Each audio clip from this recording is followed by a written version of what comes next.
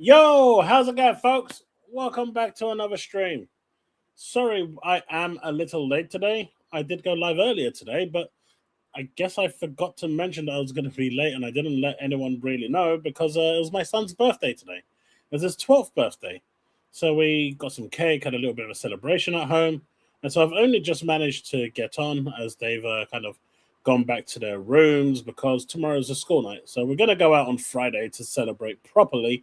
But yeah, yeah, a little late. It was my son's birthday. I forgot to mention it. Last week and earlier today, while I was getting a little frustrated with certain things, again forgot to mention it. In fact, I'm pretty sure I even turned around and I said I'll see you lot at 8 o'clock. But yeah, our summer holidays haven't started yet. I think they start in about 2 weeks. 2-3 weeks they start. So they're almost done. Yeah, it's the youngest one.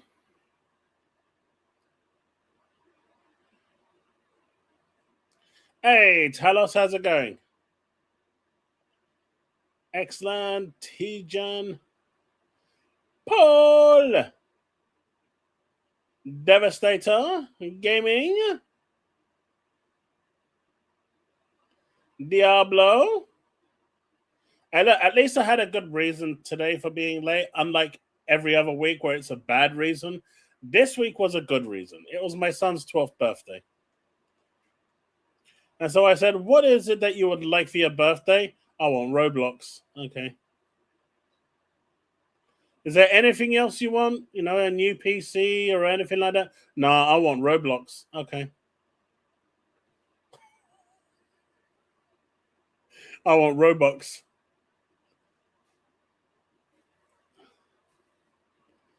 Hey, look, I'm not normally late. I said I'm occasionally late.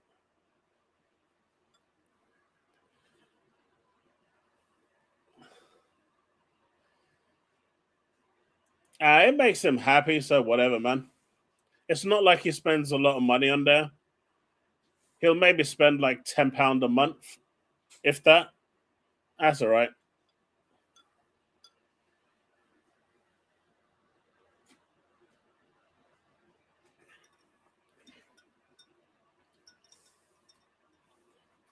And it normally just goes and gets, you know, games that are locked off. Smallville every day. Yeah, he turned 12 today. Man, they're all growing up. They're all growing up way too fast.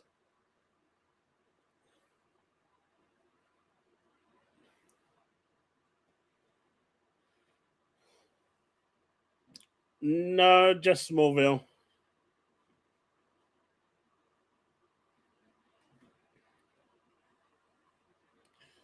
I mean, last year I got him a mini PC, one of those little nut PCs, AMD CPU and whatnot. And yeah, he's honestly, ever since I got him that, because he had my oldest son had the Series S that I got him years ago, like I think pretty much at launch of the Xbox. He wanted an Xbox for himself, so I got him the Series S. And then he passed that down to my youngest son. And then was it last year or the year before? I got my son a mini PC. And well, he's never gone back to the Xbox again.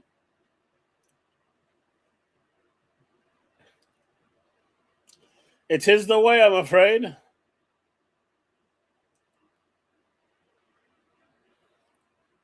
You know how the saying goes, once you go PC, there's no going back.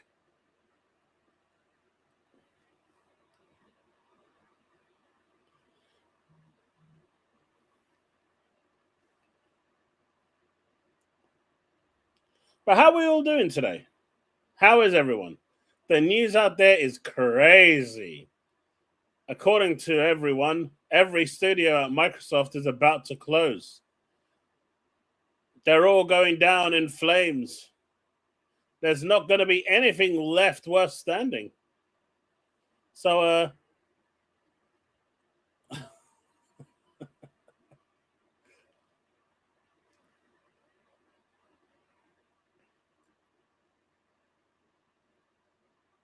and good old Jason Schreier was wrong again. The notorious one. The massive Xbox layoffs won't happen until after the fiscal year ends, but the company is already ending contracts and cutting vendors. Assembly, Xbox's main PR agency, is laying people off today.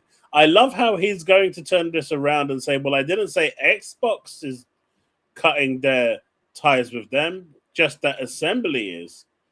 Today's Assembly layoffs were part of an agency-wide reorganization and were not related to Xbox ending contracts. People on the Xbox account were laid off, but the agency is still continuing to work with Xbox, I'm told. I reckon you should go through the Xbox showcase and we can play a game of cancelled or releasing based on recent weeks. I'm betting a lot of them will be cancelled.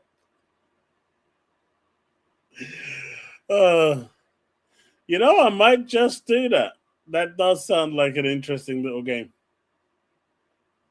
Thanks, Talos.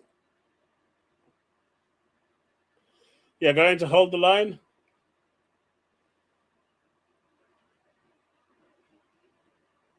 Like I've always said, I don't like Jason. I think he's a parasite to gaming. I think he's the bearer of constant bad news. And the thing I hate about him most is that he will use anyone's pain to get himself clicks for a view. Right?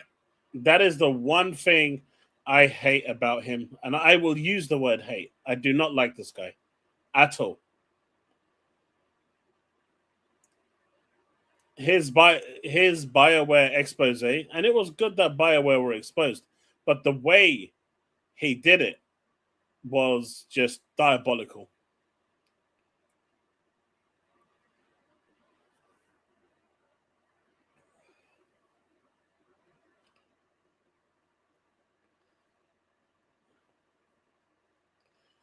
Well, the Ninja Theory one we already know about, right? But like I said in my video, Undead Labs one doesn't make sense. Now, there is one thing about Undead Labs that makes sense. I did some digging around. That game has been in development for 10 years. And if it ain't close to releasing in the next 6 months, and if they turn around and say, yeah, we're about 70% through development, I can see that being a problem. Wasn't it Blizzard where he knew about the allegations and then held off saying anything until his book released? Yep, same guy. This is also the same guy that basically got the reports from people at BioWare because, back then you had the BioWare magic that by the way, can you guys hear my fan? If you can hear my fan, then I'll turn it off. So do let me know if you do hear it. I've got my gain really low, so hopefully you don't hear it. But if you do hear it, let me know.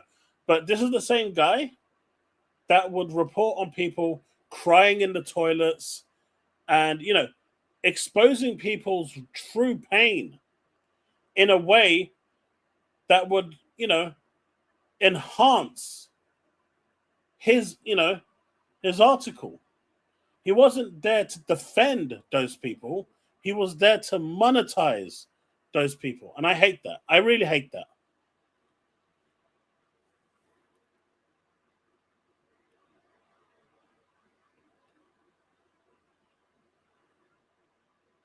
I appreciate that, Chaotic.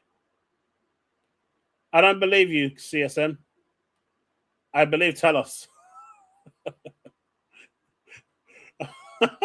No, it's fine. Yeah, see, everyone's fine. I got my fan on anyway, so it makes no difference to me, mate. It's not even like it's kind of rotating. It's not like warm tonight, but I just always feel warm. It's weird. I actually felt cooler when we had the heat wave than I do now. Yeah, let that sink in. I actually felt cooler when we had the heat wave because my heat tolerance was so high than I do right now.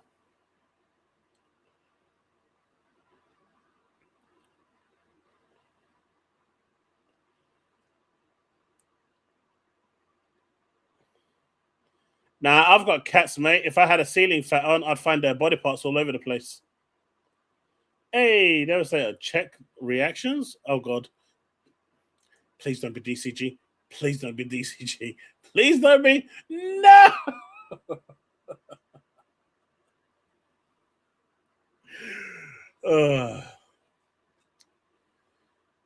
Oh, my God. Rip Xbox Game Pass? Wait, why? Wait, Xbox shuts down Game Pass? Wait, they didn't shut down. What?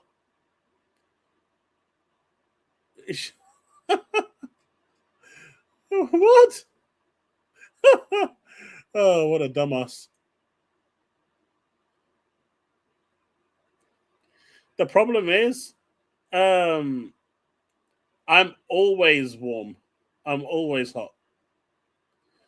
I'm always burning like an inferno from within. Hey, Shinzo, how's it going?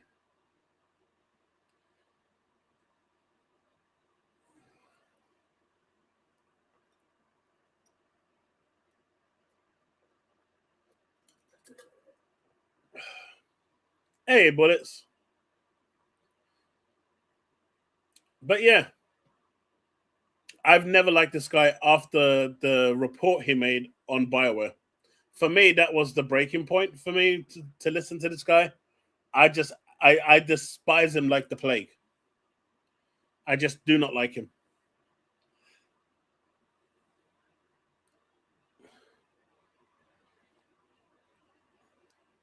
But you left a very nice message there. Wait, you're doing DCG as well, gaming? Dead broke Xbox? Like what? New leak says Xbox is broke. Blade cancelled. Arcane shut down. Jesus Christ. Apparently, sea of Thieves is being shut down as well because apparently it's making no money. Apparently, Rare is going as well. If you haven't heard,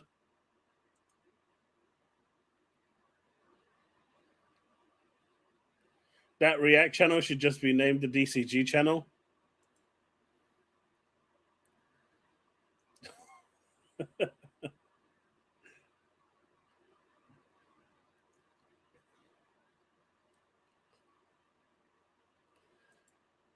Blade is another weird one as well, right? Because they came out. Todd Howard came out recently and said that the game was doing perfectly fine. I don't know if they scaled down Woodpit. All I know is that the game is still being reported as a financial success, and it is still having content coming out.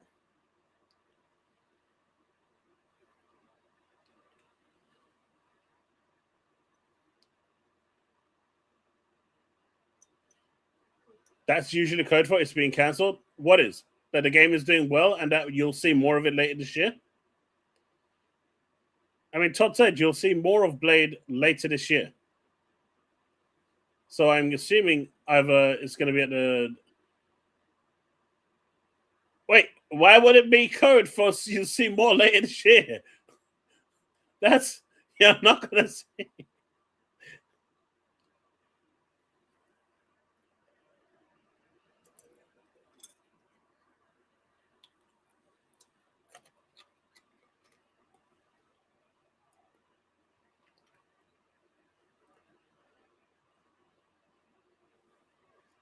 Hey, Chris, thank you for the 17 months. Good evening, all. I heard Xbox could. I see what you did there. I see what you did there, and I approve. I think at the moment everyone is just adding everything and anything, right? It's crazy. But before we actually get into all of that, there was something I saw yesterday. I did add it at the end of my video and then went off on one, and I promise I'll try not to do that here. But Xbox users Microsoft rewards to get GTA 6 for free, and you need 98,000 Xbox reward points to get it. Now, this guy over here, Microsoft and Rockstar should not allow this. I mean, it's not like Microsoft isn't getting paid and Rockstar isn't getting paid. Rockstar is getting paid for it anyway, so why wouldn't they? And Microsoft is getting paid because we're giving them more and getting less in return. Not only does it hurt Xbox platform, I'm not seeing how it does, but it also makes players on other platforms feel like they're getting the worst deal. Now, was this retard over here, this one over here, this retard, did he complain about Hogwarts Legacy getting an extra mission? Or Call of Duty getting an extra mission on PlayStation? Or did he complain about Destiny getting free exotics for 3 whole years? Or other games on PlayStation that were exclusive that had additional content? Did this fuckface actually complain about those? I don't think so. I did say I'd try not to get annoyed. I did say I'd try. I can't help it.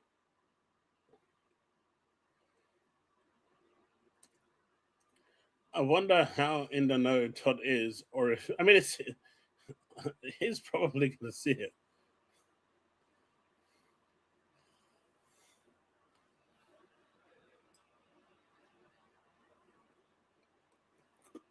People are so upset that Microsoft reward points are actually good.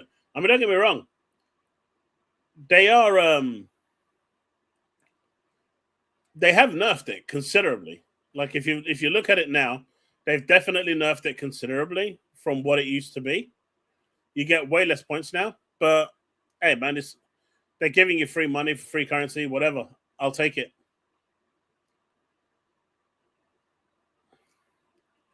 Worked out I can probably get 25 by November, so I would get the ultimate for 65, which will actually cost about 57.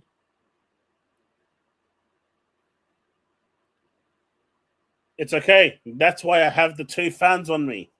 They will lower my blood pressure.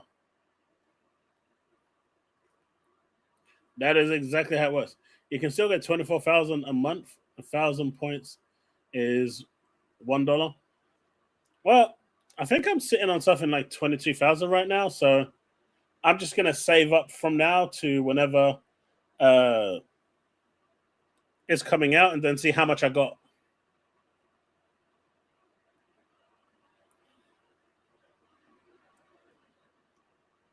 Dude, everyone, because they can't get Xbox out of their mouths. It's like Xbox is that, that guy that went round and, shagged their girl or something. It's literally at that level. It's weird. It's just money you can spend on anything in the Xbox store, nothing to do with GTA. I know. But the problem is PlayStation users are upset because PlayStation doesn't give them the same service. You know how they're jealous of Game Pass? Well, now they're jealous of the Microsoft Rewards because they used to have something similar to that with the PlayStation Stars, I believe. But Sony said, we still need to milk you some more. So we're going to take that away from you. We're going to make sure that we monetize you for our personal gain. And so that's how it's working. And so they don't like it. And look, their own CFO said, we are going to monetize our existing player base. So I'm not even making that up.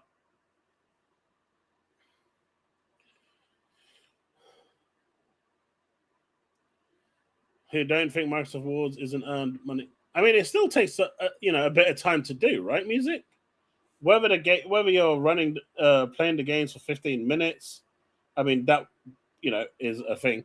But you've got all the searches that you have to do and all the stuff on their website and whatever. It still takes a little bit of time, unless you've got kids, and then it takes you no time. I ain't admitting to any manual labor of any kind. I'm just saying that it's an option. I bought an Elite controller, Crimson Desert Ultimate Edition, and I'll get GTA Ultimate Edition, all from the rewards in the past year. Nice. Nice, nice, nice, nice, nice. Woodpit has a direct line to Satya Nadella, so he gets like the 9 times rewards, unlike we do.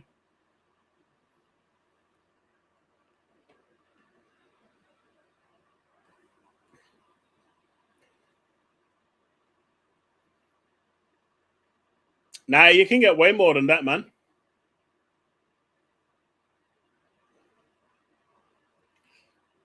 I think it's about 6,200. The day Wolverine launches, they will be talking about Xbox not getting it instead of playing it. Oh, I know. I know, man. I know.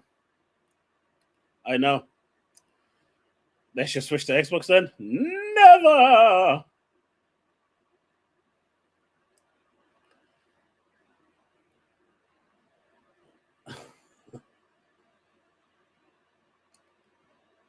Steal your money.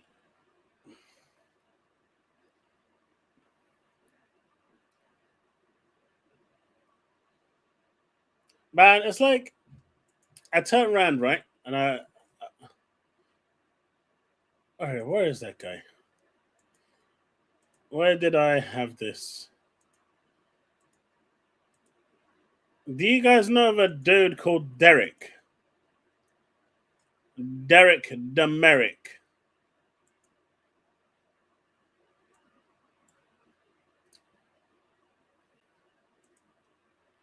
This guy. This guy.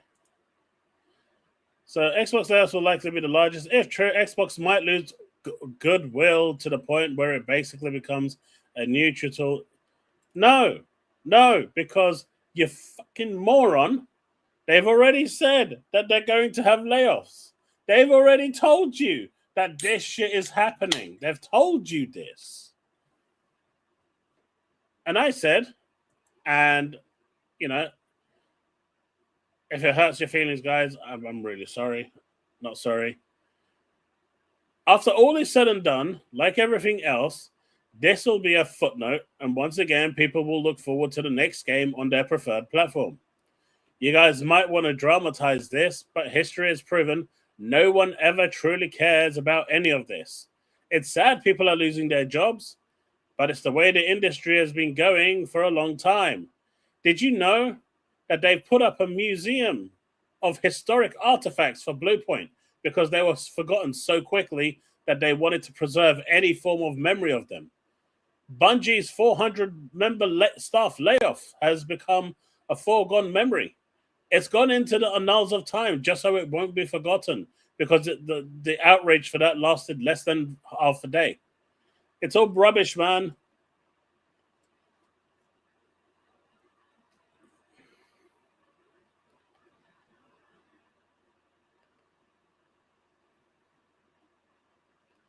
Microsoft did stop you from making quicker points. No, they've nerfed it. They've definitely nerfed it. It's slowed, but free is free. I'm not going to complain about it.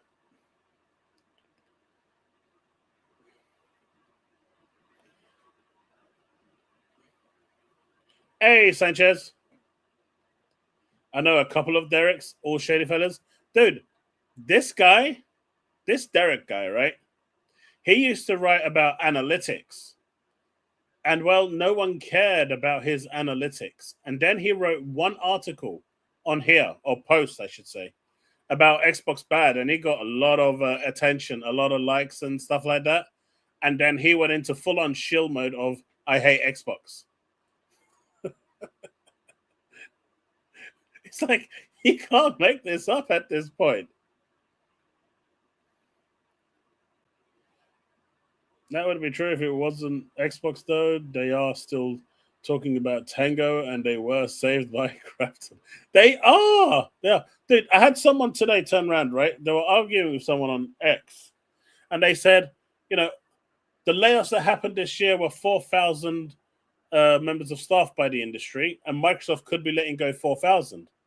And I'm like, right, but Microsoft is a much bigger company, and if you're looking at all those tiny studios that laid people off and all that, collectively, they would probably come to about less than 1% of the workforce at Microsoft. Less than 1%. So it's not the same. But let's say like for like, they laid off 4,000, they laid off 4,000. Whether there are 5 or 6 studios and this is one platform laying them off, what difference does it make? The number is still 4,000. What is the difference here? You're laying off 4,000 with all those companies. They're laying off 4,000. The number of people laid off here is still the same.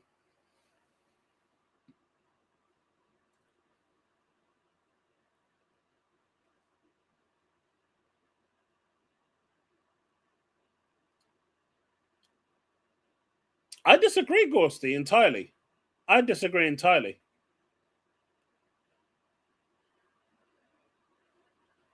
Vague. Just more people basically now throwing any name under the sun into the hat of Ring for Xbox closures. I disagree on the simple fact that they told you this is happening. Right?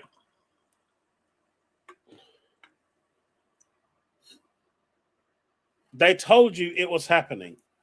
It's not like they hid it from you. They told you. What did people expect the reset was going to be? That they were going to go to the consoles of old and hit the reset button and just reboot and everyone's happy? I'm not trying to be hyperbolic here, but I'm just trying to kind of paint the picture that it was obvious of what was going to happen. It was always going to be bad. It was never going to be a happy ending for some of these people. It was always going to be bad.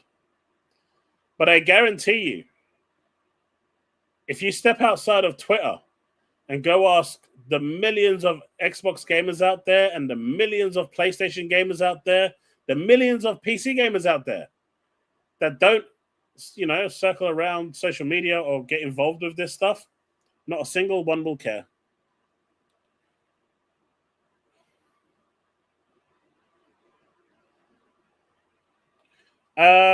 So Microsoft has been delaying the stuff until the end of today, essentially, because this is their fiscal year end, which is weird. I don't know. Does anyone actually know why Microsoft does their fiscal year at the end of June rather than every other normal company does it at the end of April?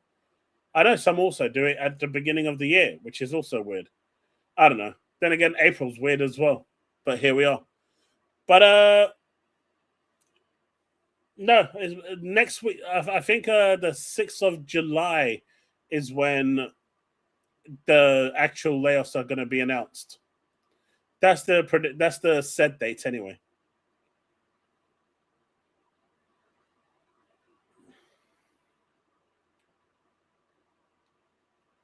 Well, number one, Ghosty, you're assuming they're in the later stages of development. We don't actually know where they are in their development. And number two, the State of Decay one doesn't make sense. I will agree with that one. That one I agree with.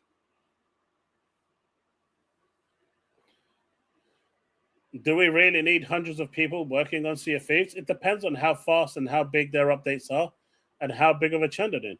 I mean, in reality, they probably don't need hundreds of people working on Sea of Thieves. They could be put on other projects, or they're just going to get let go. Like, there's too many people that are in the cooking phase. There's too many cooks in the oven.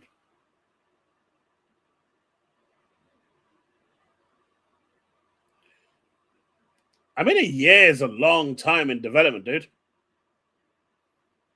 Don't forget, if you're looking at a game that's been in development for 6 years, the first couple of years is just, skeleton building,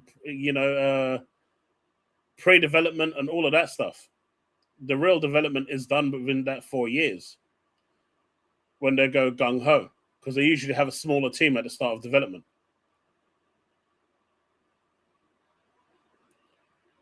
But the problem is you don't know you don't know how far along these are. They're saying that the release date is 2027, but that doesn't necessarily mean that the game is going to be ready in 2027.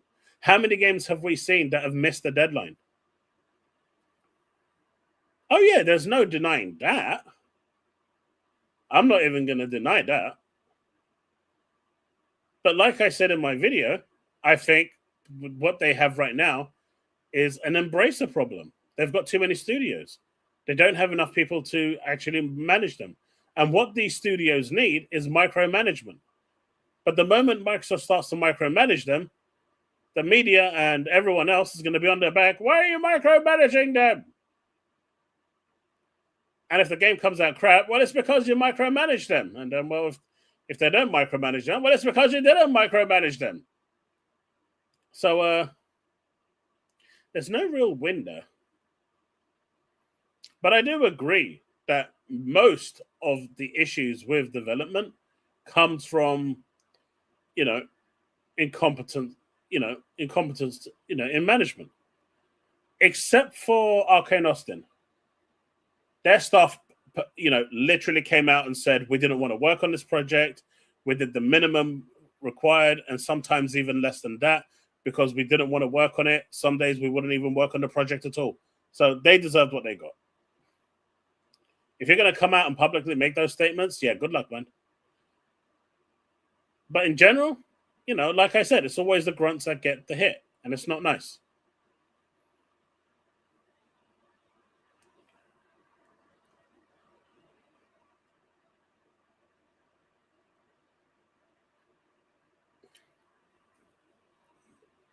Yeah, exactly, Creamer.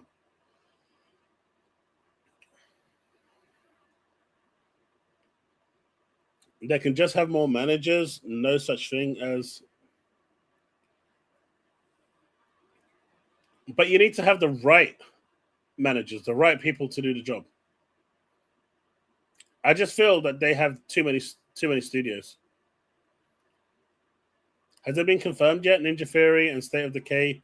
No, nothing's been confirmed, and it probably won't be confirmed until next week Monday. Let me see. Let me look at the date. The date, yeah, next week Monday is when it's supposedly supposed to be.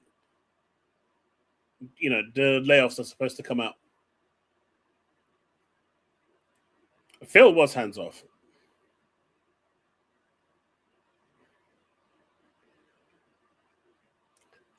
I've never really bothered with Todd Howard. I know some people love him, some people hate him. I don't know.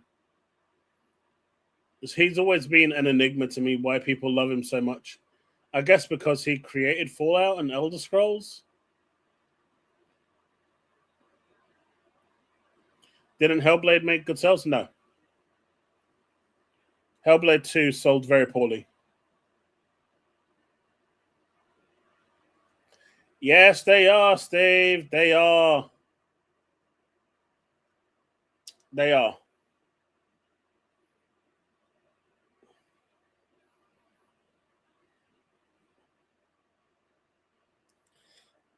From what I found, Xbox. Like, some of you are going to think I'm being totally heartless, but if you think about it deep down, I'm right.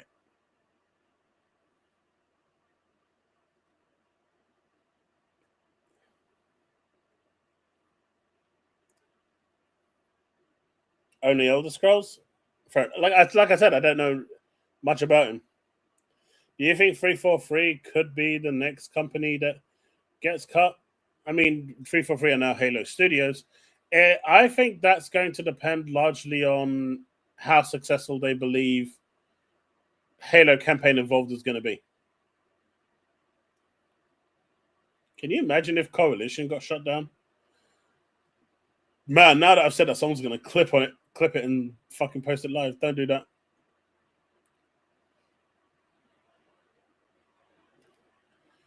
But yeah, no, I don't see a Halo suit.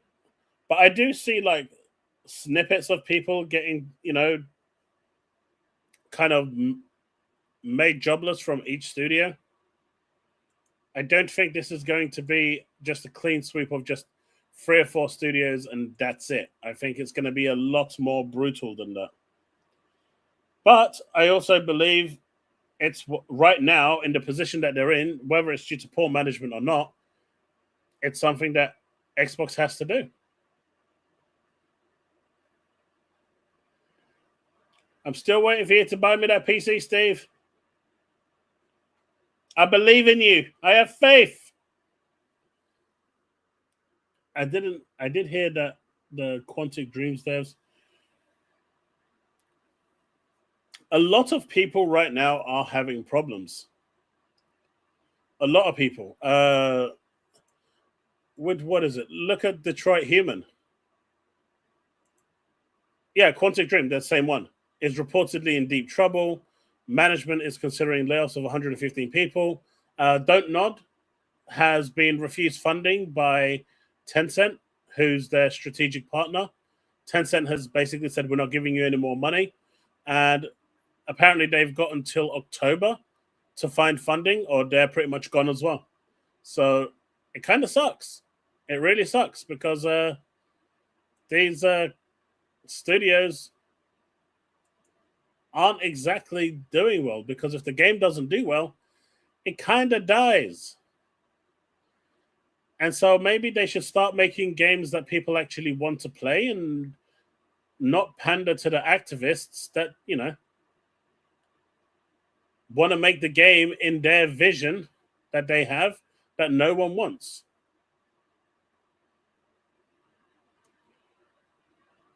Less management and more. Well, that's what they've done at Xbox, and it didn't work, dude. It's not working.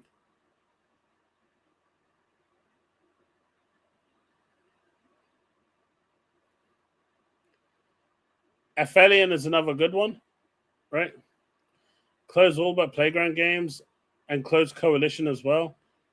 Keep Bethesda open, keep ABK open, put all the IP on Xbox Cloud so I can watch the world cry as Coalition is burning. That's a pretty horrible thing to say, Steve. Come on, man. I thought you liked Coalition. There's no guarantee people will buy today. There isn't. Dude, I've got so many games that I'm currently trying to play at the moment. Like, if I just played the games right now that I want to play, I have about, on average, 800-900 hours worth of games. And that's not including the MMOs or the live services or anything like that. I'm just talking about standard games that have a start and a finish. The RPGs alone that I want to play, there's about 15, 20 of them, are anywhere between 60 and 100 hours each.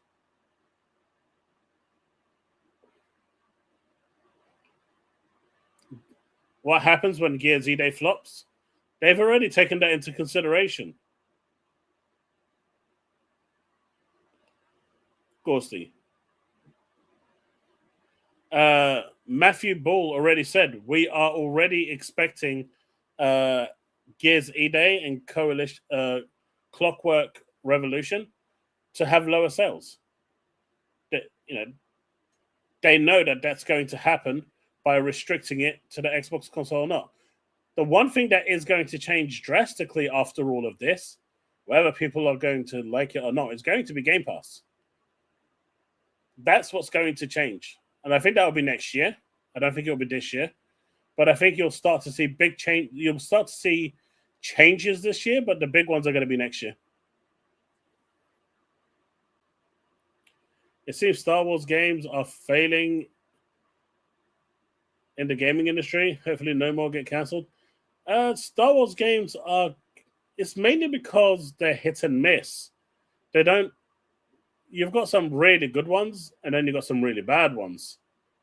And it's when the IP starts, the license starts getting used really badly, that's when it gives, people a bad taste of it.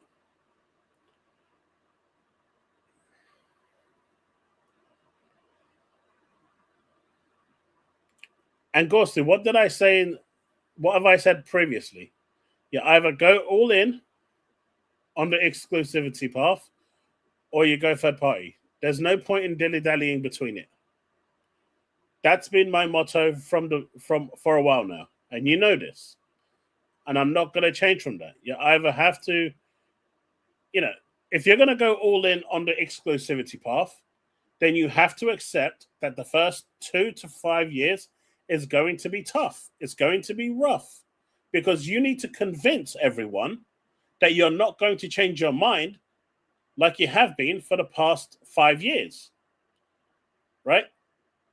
The way Microsoft has been working, oh, we're going to go down this route, then we're going to pivot to this, then we're pivoting to this. You have to convince people that you're not going to change, and that takes time. And now what they need to decide is if they have that within them to do it.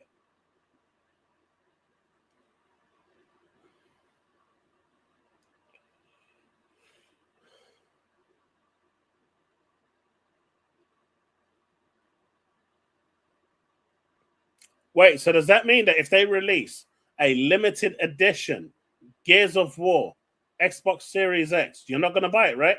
Because you just said you ditched their console. So that means that's it. You're not going to buy it, right? If they release a limited edition Gears of War E-Day Xbox Series X, you're not buying it, right? You heard that here, folks. He said he's not going to buy it.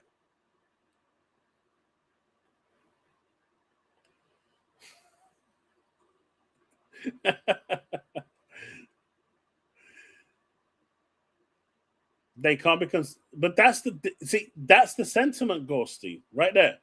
That's the sentiment. And so, in order to build that trust, they have to start all over again, right? I'm not buying. So even if it's Gears, I don't believe it. I don't believe it. He'll have that shit in a shrine. But yeah, Ghosty, that's what I'm saying. It's going to take years to actually get to the point where people will start to trust them again. And they have to understand that this is going to impact sales. If they're willing to do that, then that's great. If not, then, just pack it in.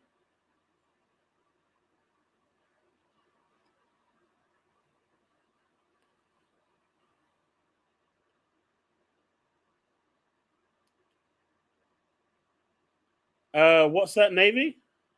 The only way I can think of how Undead Lab and State of Decay report makes sense is with all the people questioning why it's coming to PlayStation. Still, if we're switching back to exclusives, so the answer is if it doesn't release now, it doesn't release on PlayStation. So there is actually this theory going around right now that the games that are being culled at the moment are the ones that were going to PlayStation as well. But that doesn't make any sense to me, right? Like that's a lot of thrown away money. And sure, you can write that off, but that's still a lot of wasted resources and time. And I just don't see it. I don't see it. I can see more people leave consoles gaming to PC gaming. They probably will, Mandalorian. If the PC, if the if we didn't have the Rampocalypse, I think more people would have crossed over already. I'm more curious how PlayStation will sell at 1K. I mean, Sony have already said that they're not expecting the same success as they had before. They're not expecting to sell 100 million PS6s at 1K. I mean, they can already see the damage done when with the consoles in their current pricing.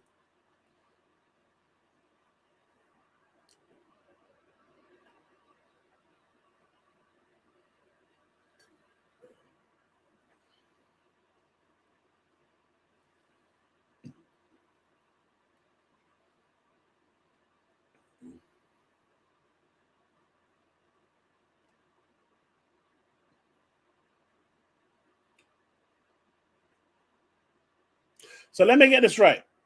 If they made Gears of War E-Day Xbox exclusive and it wasn't going to PC, you wouldn't play it.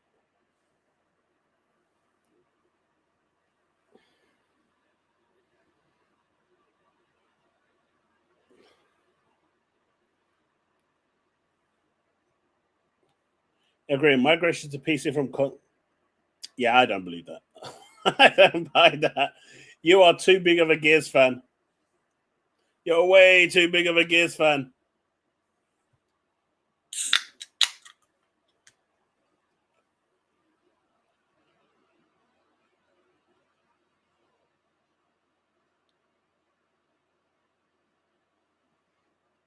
The RAM makers are getting sued, and I hope they're found to be fixing, and I hope they are found to be guilty, so they can get properly, destroyed by everyone.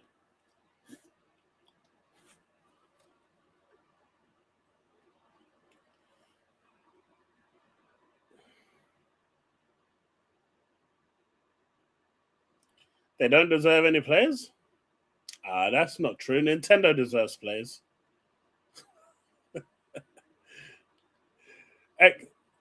If you if you were Xbox, how would you fix Halo franchise after the failures of the last Halo?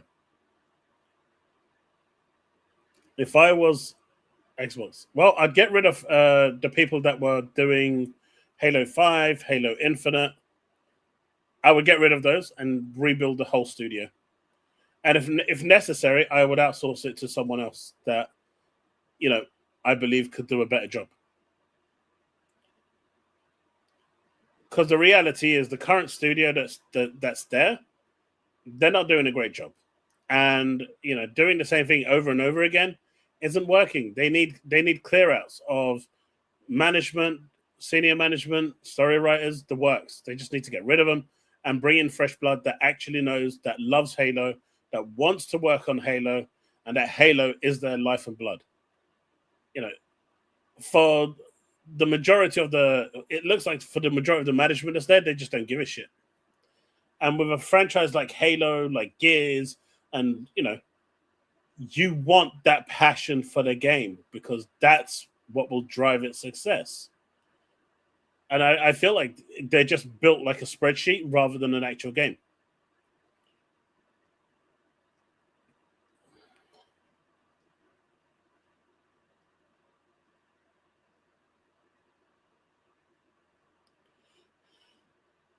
Everything that was advertised as an Xbox is still an Xbox. It's just people took it as PlayStation and Switches are Xboxes. They are not. I mean, that's the image that Microsoft wanted to go out, though, Navy. If everything's an Xbox, nothing is an Xbox. It was a pivot that they wanted to do, and it failed. That's really all there is to it. They gambled that the 2 billion users out there with smart TVs, tablets, and stuff would all magically sign up to Xbox Game Pass. They would get 1 billion Xbox Game Pass Ultimate subscribers with people wanting to jump onto the cloud. And if they did, you would see a totally different Xbox today. They would be loving it. They would be making everything exclusive to the Xbox platform, everything to the Xbox ecosystem. Nothing would be going anywhere. You wouldn't be seeing any of the cancellations. Nothing at all. But their gamble didn't pay off. People didn't move on to Game Pass the way they hoped. And after they increased their price to $30, well, they lost even more people, and that gamble failed historically. It's why they reduced the price. What's up, Goggle?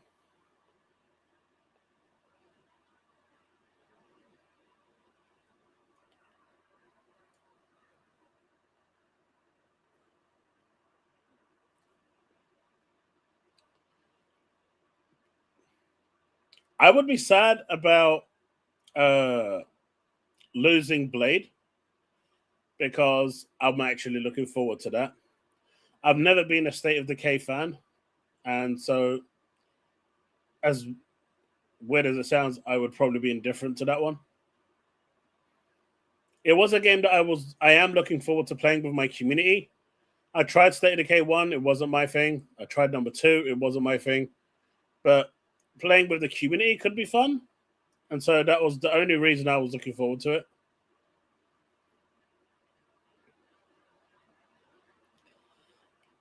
The problem, only rich people had 1,500 Samsung TVs with the Xbox app. Those people already had money for an Xbox console. Microsoft did put those onto a lot more affordable TVs, though. The LGs had them. Hisense, I believe, have them. So it's not just Samsung. They pushed them out to a number of TVs. I mean, you could get 50, the Amazon Fire Sticks were dirt cheap during Prime Day. You could just easily get one of those and plug it in, and off you go. It's not that there wasn't any option to do it; they had full accessibility to do it.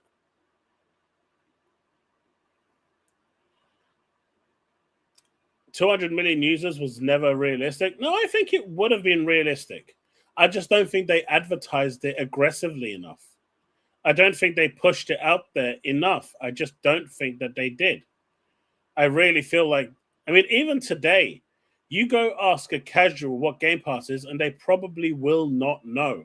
And it's those people that you want to attract, right? It's those parents that have the TV, that have an internet connection, that don't have a console yet, where you can say, hey, little Timmy could play all these games for this monthly price.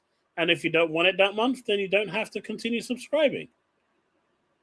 They could have pushed it in such a different way, but they didn't do it. Man, when I was working, I worked in a digital marketing agency, right? Their lifeblood is digital marketing. And there were PC gamers in there that didn't know what Game Pass was. Let that sink in. And when I explained to them what Game Pass was, they were shocked. It was the first time they were hearing it. The awareness of Game Pass is just inside the bubble of fans like us.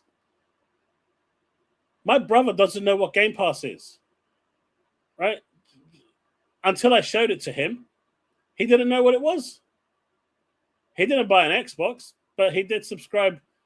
He downloaded the app and subscribed to it for a few months to play some of the games on his TV. Could this be the last console with these kind of prices? See, this is the difference between PlayStation and Xbox. I think Xbox is positioning itself with this next console to transition to full PC the following generation, whereas PlayStation is still transitioning itself to be a full-on console. So I can see Helix being the last console for Xbox. I don't see one after that. I see it being the cloud or PC after that. Especially if these prices for, hardware don't go down.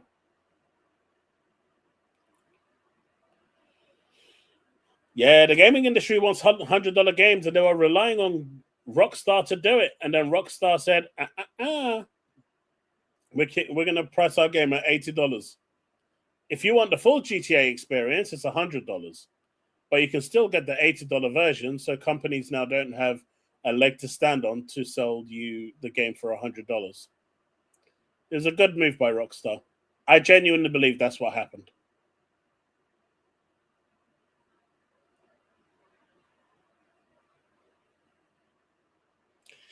We can agree to disagree on that, Steve. I know you have your views, I have my views. We'll never agree on that.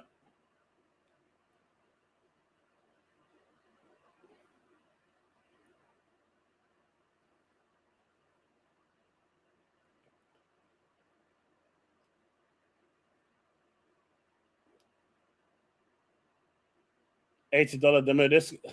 It's not an $80 demo disc. You don't get a disc. You don't get a disc.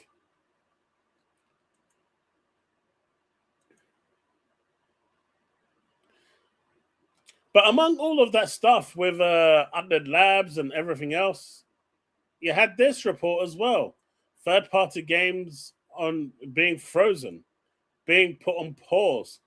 And then you got a bunch of people saying, no, they're removing them entirely. They're all coming off. No. They're just being put on hold. Which makes sense when you think about it. Right? Which part of that doesn't make sense? They're in the process of restructuring the business. They're reassessing every contract that they've got. If it hasn't been signed for yet, it's going to be put on hold.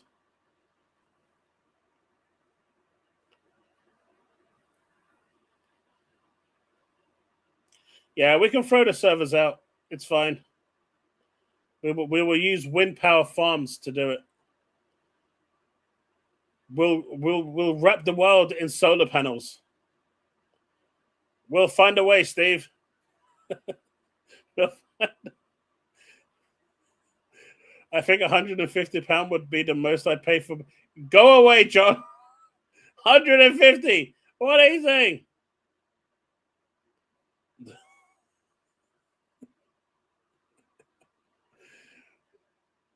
They still be making more consoles, otherwise they would not be in business. Who's that, Raven? But yeah, this just makes more sense to me that they're gonna put the ones that have been penciled off are fine, but the ones that haven't and are in the process are going to be thing. But look, enjoy the Terminator. Like, oh, plus when you open it.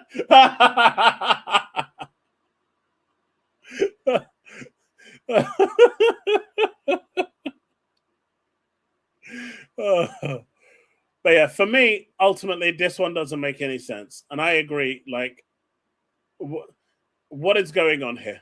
This one to me doesn't make sense. The reason why this one especially doesn't make sense for me, right, is because of this. Let me show you. Let me bring it up because that one truly doesn't make sense to me.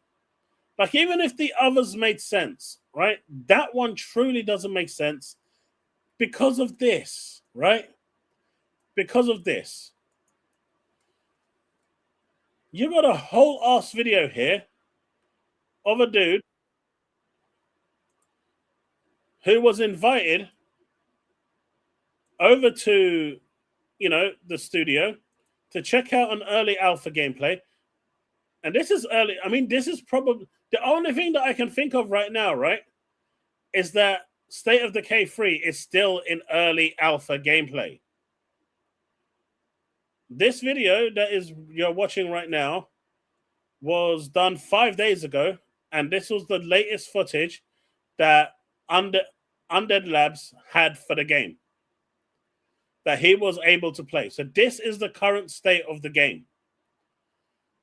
It's in early alpha. Now, I will add to this that companies now kind of muddle up the whole alpha, beta, pre-alpha, right? They kind of muddled it up. Some games just literally go from alpha straight to RC because they just don't document it correctly. So there's every little bit of chance that that's what's happening here with the name early alpha. But if we are to take that in its name, early alpha means that this game is not ready for launch.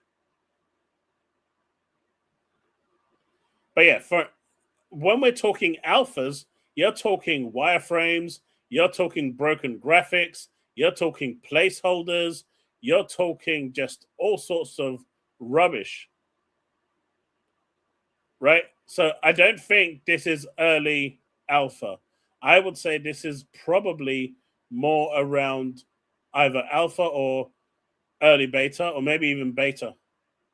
Because it works. Like, is he going to show any combat? He's just showing the map. So, the world is populated with enemies. They've got physics. They've got AI. So, this ain't no alpha build. Clearly. Yeah, exactly, Vague.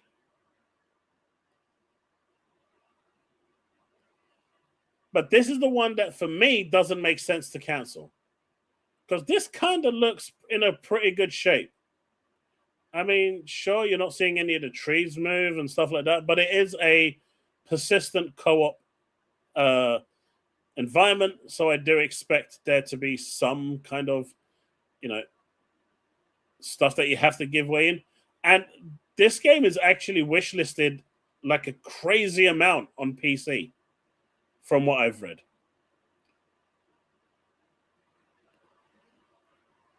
So this one to me doesn't make sense. They, even if I was to accept the excuse that they gave with Ninja Theory and Senwa, this one, what's the excuse for this one? There's no way that this one is in early access. Dude, Perfect Dark wasn't even at the alpha stage. Nah, that was just a promo, man. That was held together by duct tape.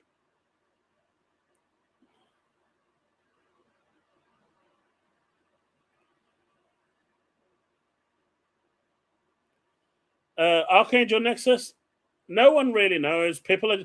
What I'm guessing right now, and this is just me guessing, right? I'm not saying this is true. I think that the media and the not so much media people are throwing out anything they can right now because there is total uncertainty about who's going to be affected. They've got a 50% chance of being right. And because of that, if they turn around and said Halo Studios is up for cancellation and closure, it's going to get clicks like there's no tomorrow. So to me, they're just capitalizing off just bad form. They're capitalizing off other people's misery. Now, I'm not saying that it's not going. This game isn't going to get cancelled. I don't want that to be the same because I don't know. But if I turn around and said that this game isn't getting cancelled, there's 50% chance that I'm right. And so what's happening right now? You're getting people like Tom Warren, for example, over here. Xbox is weighing up cancelling its Marvel Blade game. Weighing up, right? That's the key thing here, right? Weighing up, cancelling its Marvel Blade and shuttering Arcane. It's not saying that they're going to cancel it. It's not saying that it's cancelled. It's saying that they're weighing up. Like, what does that even mean? Microsoft could shut down at least five studios, but it could just be one studio as well, as part of the big Xbox layoff starting next week. So there's no real information. Everyone is just trying to make the details of what's happening sound egregiously worse to get people riled up, to get people basically on the anti-Xbox train. Not like you need any help to do that anyway, but they're just doing that because it's going to look at it, 614k views, 3.4k likes. Like that's already telling you that it's achieved what it wanted to achieve, right? And that's the problem. Now, next week, we're going to get official news, concrete information, and then it'll be what it'll be. But do you know what? At the end of the day, if studios are shut down, it is what it is, man.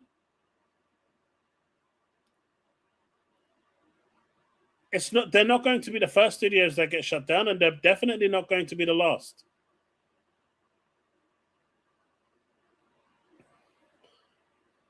I liked free. Big layoffs does not sound like one studio though. I'm starting to see people with connections like Game Pass is in some trouble. Game Pass is going to go through a change. Like I'm telling you that what you have with Game Pass now is not going to be what Game Pass is next year. And you're probably in the next 3 months going to hear radical changes that is going to come to Game Pass that will likely take effect from next year. Not this year, because they've got those contracts and stuff in place already. They've made their commitments already. So that's all done. But from next year, you are going to see more radical changes to Game Pass. It's just inevitable. And it's a shame because Game Pass is a great service. Now, you do have the idiots out there that are going to say, oh, it's because Gears E-Day and Clockwork Revolution is exclusive. That's why Game Pass is changing. No, it's not. These things were coming into effect way before then. I don't buy that at all, and I don't accept that. I mean, I respect your opinion if that is your opinion, and I apologize for calling you an idiot, but there's no logic in that discussion, in that thing.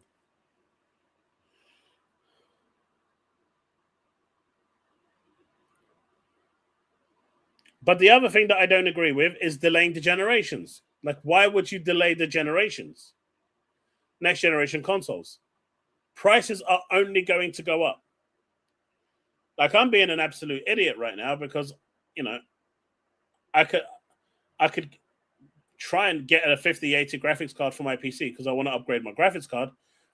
And in a weird, demented way, I'm hoping that the 6080s are going to come out. But at what cost? And now I've heard that they're not coming out until like 2028, 2029. The Super Series have been cancelled as well. They've been put to shelf. There's no Titan series coming, no nothing. So the 5080s are here to stay for a long time.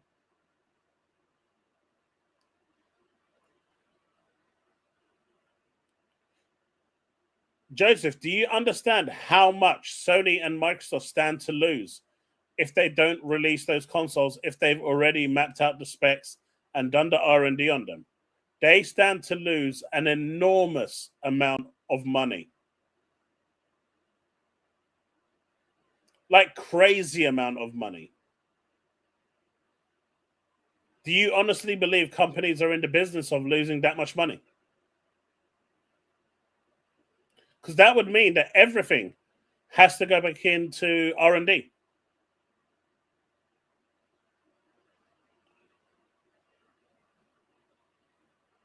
Everything, like the whole specs of the next generation consoles, if they're delaying it by 2, 3, or 4 years, has to go back into R&D because the specs that you have now are useless.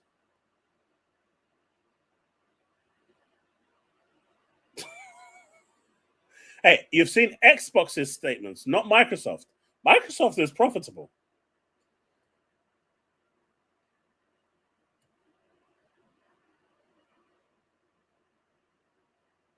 If the 2 terabyte Xbox would probably right now, with the new price hike, cost $1,200 to $1,300. Would you pay $1,300 for an Xbox Series X? If the 1 terabyte is $800, the other ones, and with the cost of 1 terabytes being ridiculous at the moment, you're looking at least anywhere at the very minimum 1,000. But you're looking more likely around 1,100 to 1,200. Are you willing to pay that? No one is willing to. I mean, at that point, just build a PC. It'll cost you a bit more money, but you'll get more out of you'll get more worth.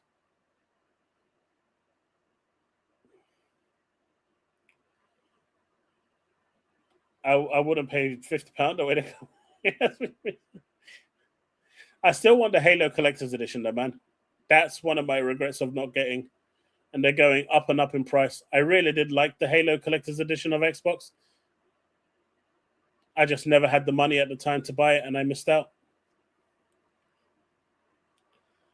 Anyone who lost their job today from Xbox came to us in Ukraine, and you'll understand that's your life conditions, not so bad.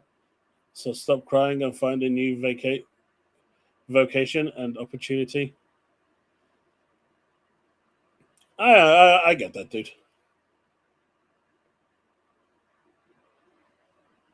I'm waiting for console prices to hit so CEX pay more.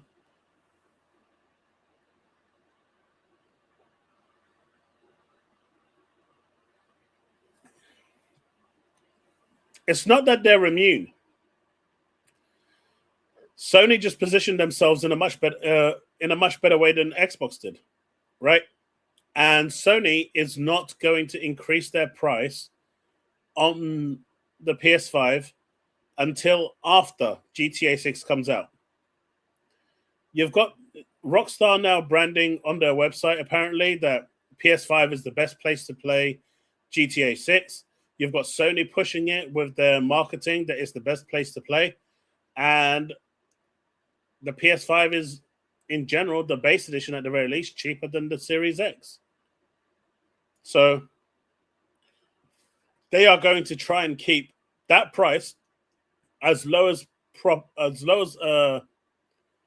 possible, so they can maximize their console sales.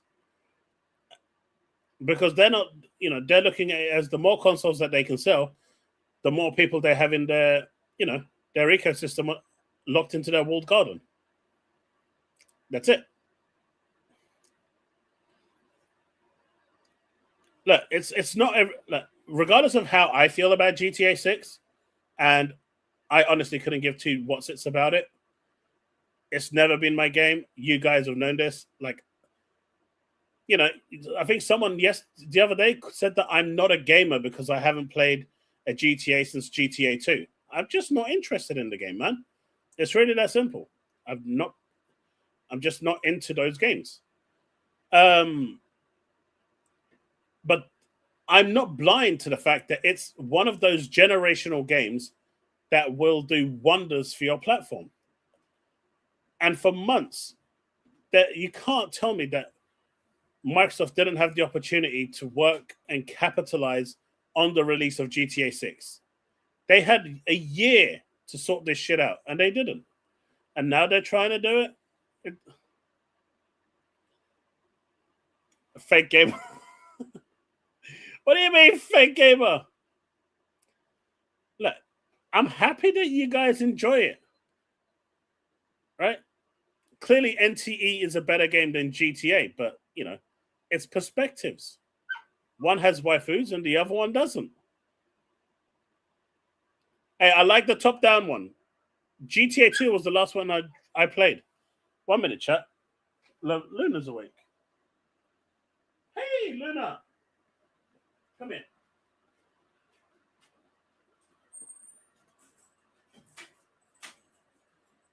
Hey, come here, buddy. Come here. Come here. Come here. Let me open this so you can get back in and out. Come here. Okay. Okay. Okay, you're gonna now. Oh god. Okay, bus, la boo boo, la boo boo. Okay, okay. Oh god, oh god. Chat, help, la boo boo. Are you okay now? You calm down. Okay, let me give you a kiss. Say hi to chat. Hey, chat. And you can go down now. I'll give you the freedom that you want. Run like the wind. There you go.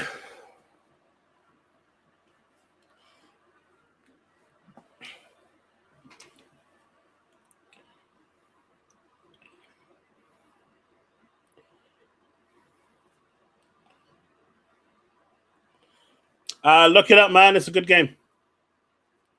Hey, Rabbi, what's up?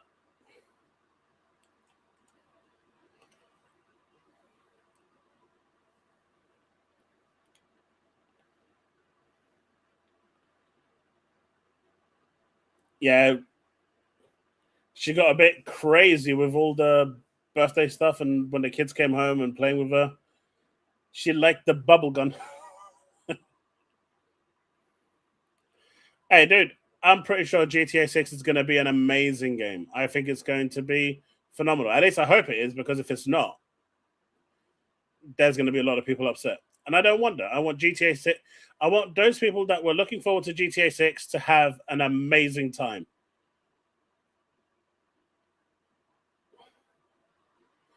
And who knows? Maybe I'll even pick it up just to stream. It'll be the first GTA I play outside of the 2D one, well, the overhead ones. But yeah, this game doesn't look like it's not in early alpha for sure. So this one doesn't make sense to me, man. I don't know. The guy says fake video news.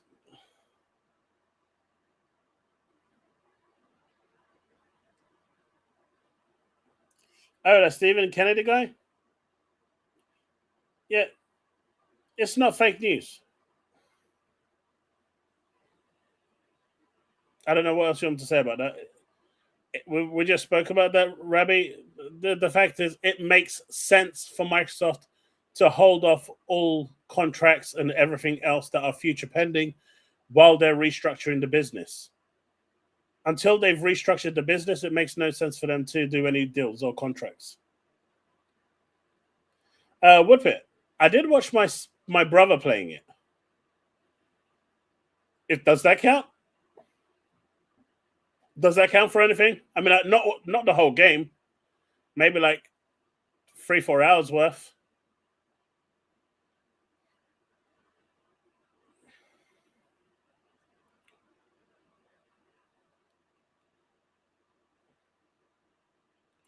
I bought the Xbox Zenith Zone Zero Game Sir G7 Pro controller, and it's great. Which character did it have on it? I was looking for any of those with Woowa, but I couldn't find any. GTA 1 and 2 didn't need the story. The story was you driving around GTA London and just doing all that stupid stuff. Ah, the siblings, right. So, yeah, to me, I think the news about Undead Labs is fake until it's not.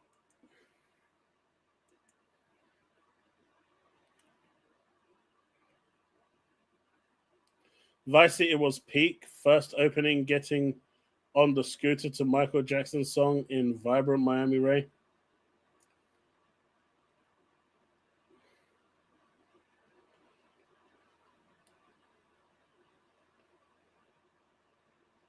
Why didn't I answer Steve Kennedy back?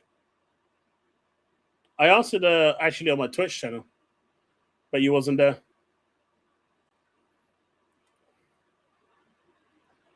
Also, notice how the words Edge Flight Sim Team Report disappeared?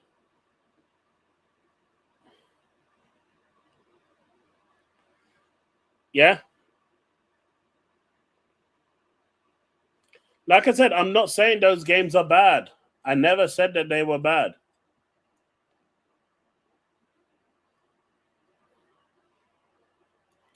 Hey, you can also do that, Vague, in Star Citizen. The biggest Xbox problem in the media right now is that they want to make us believe that they are closing everything, and this makes no sense.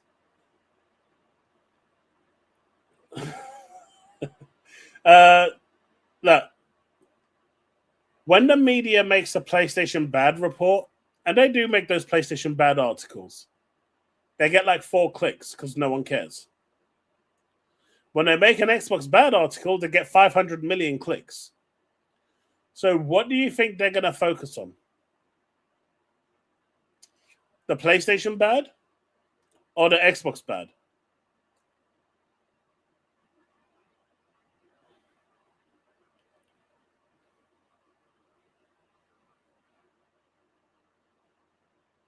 That's why I said, T-Gen, that I hope people enjoy it. I've got nothing against GTA.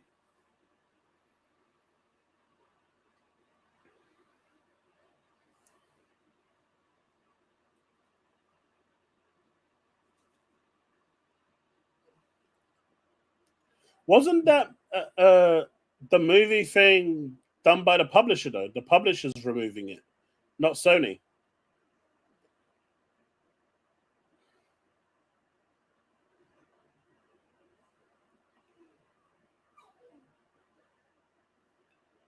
Why does he believe it's fake, Rabbi? Because he doesn't want to believe it. But I don't know. I don't know what else to tell you.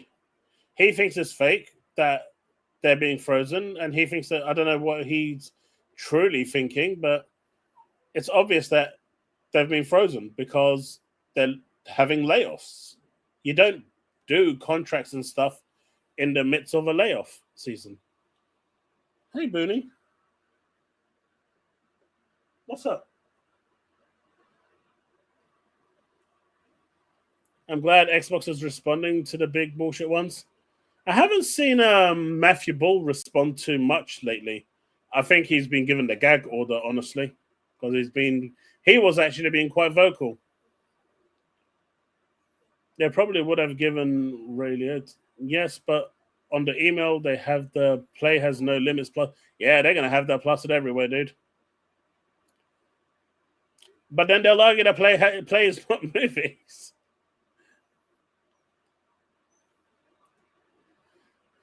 I'm so sad Xbox didn't give Gang of Dragon a Game Pass money bag. It was man, Rachie, me the same, man. Me the same. I really wanted Gang of Dragon and that Madang. I wanted Madang to live as well. Those two games are really, really disappointing for me. So disappointing.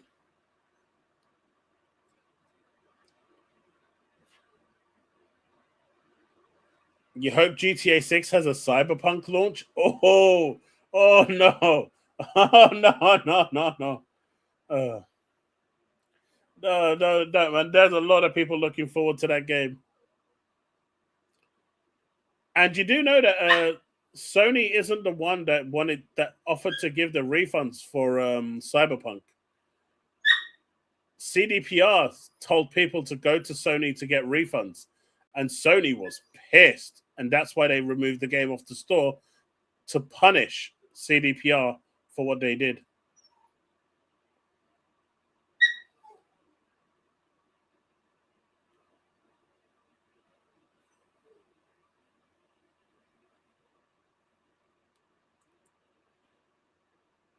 But if you haven't heard, IO Interactive will continue to develop the game that Project Fantasy, which is codenamed Project Fantasy, but privately held Danish game maker will have to find another funding or publish the game itself. Xbox is taking a fresh look at where we invest, so we're focusing on our highest priorities, a spokesperson said in a statement to Bloomberg News. We're not reducing our overall investment in games, the spokesperson said. We expect to invest about the same in content as we did last year. What's changing is where we invest, the kinds of projects we're backing. Okay, Bubby. Okay, Bubby. Okay. Okay, Luna. Okay, Luna. So, if you haven't heard, IO Interactive was making a game codenamed Project Fantasy that Microsoft was funding. And Microsoft, amidst the whole of these layoffs, has been, you are a silly doggy. You know that? Yes, you're a silly doggy. You want me to give you pickups, so I give you the pickup, and then you want me to put you back down, and then you want me to give you the upsies. Don't give me those puppy eyes. Don't no, don't give me those puppy eyes. Oh God, oh God. Okay. No. Okay. You want to go back down again? Okay.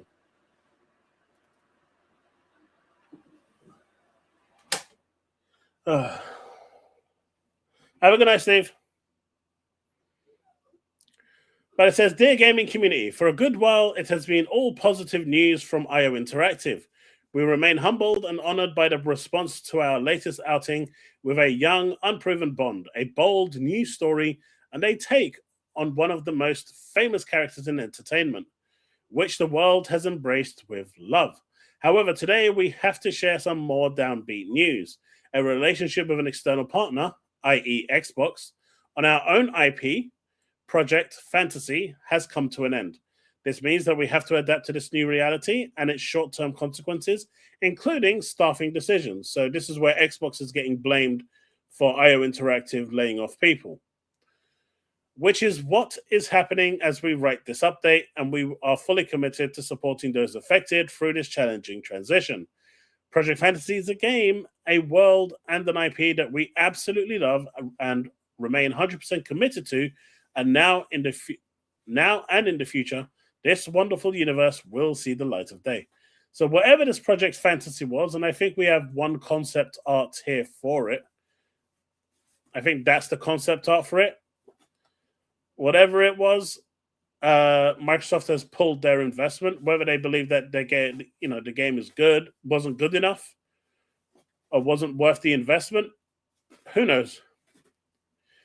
A studio shuts down because it's on Game Pass, it's Xbox fault. If a studio gets shut down because they did a Game Pass back, it's Xbox's fault.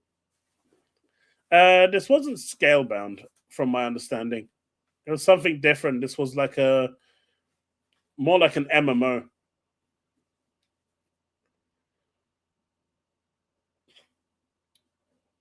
I'm pretty sure some of the money that was invested into this went to 007. I'm sure of that.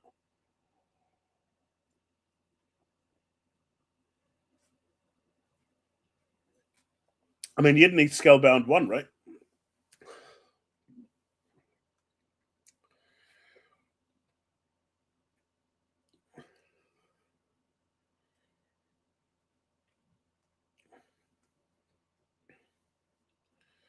June week month. What about the June week month? Mouse PI for hire. Wait all where is week last now. Uh, I- I'll get to Mouse PI when I get to it in my cycle of games, dude.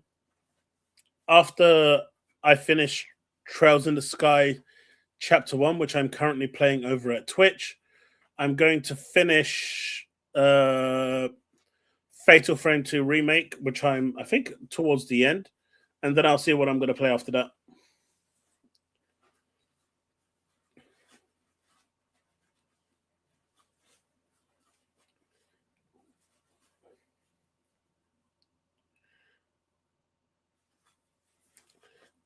It's no different to how Tencent pulled their support from Don't Nod, Don't Nod, right? But who's complaining about Tencent? The bottom line is Xbox could fart today and people are going to have complaints about it. Right? They're going to make it as breaking news. You've got like security guards have turned up at Rare, locks are on the doors with the intention of denying entry to most stuff. And it's not true. Like literally, people are making shit up now because it's what it is. Exactly, Navy. But you don't see the media attention to it because no one cares. I know that sounds horrible, but the media literally doesn't care. The communities don't care.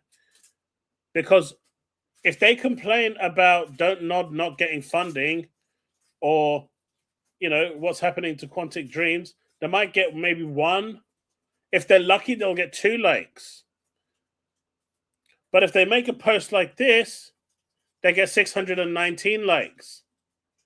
Do you understand the difference? This is what it's all about. The whole of this shit is just clout chasing. And it's why I don't really care about it. Because it's just fake pandering. They don't care about the job losses. They don't care about the studio closures. They don't. They just don't.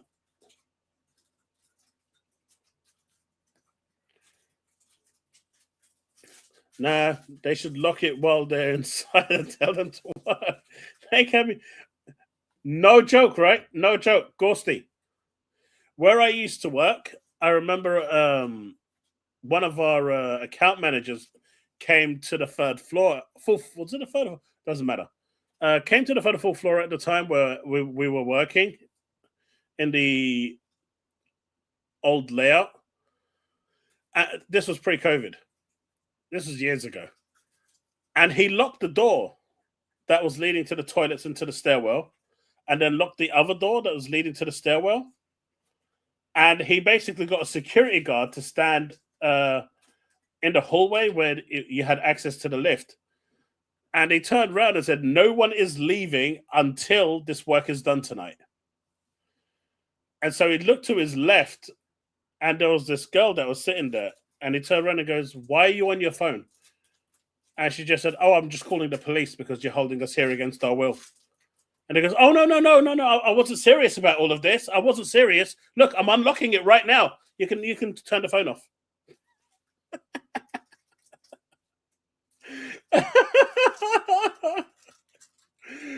He shit himself like there was no tomorrow.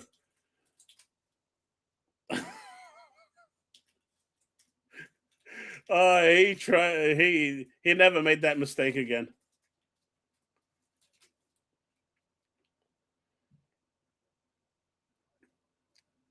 Rabbit, I don't know. Why does everyone want to stay living in the past? Nostalgia. Noticing people don't want new IPs. They just want to remakes of old games. That's all what they want. Uh, it's not that that's all what they want. I mean, personally, I would like a sequel to Nier Automata 2 because I'd like to see what happened after the end of that. I don't mind the new IP. Stellar Blade was a great new IP. I don't really care for remakes. Some remakes kind of make sense because they're too old now and they don't really translate well into this current era. So They were great games and worth playing, especially for people that missed them the first time.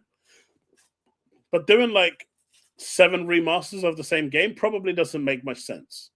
For example, I did not. I was never a Gothic person.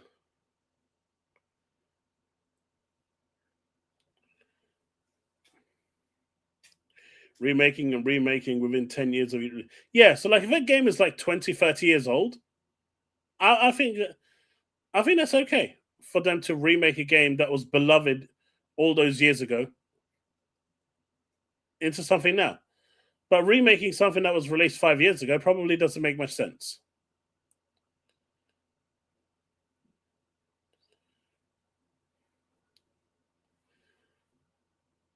So I think there's a difference between the whole remakes and sequels to IPs, but also people grow attached to certain IPs and they want to see more of it. Like who wouldn't want to see more of a game they truly fully enjoyed? That would be insane, Garlic. That would be insane.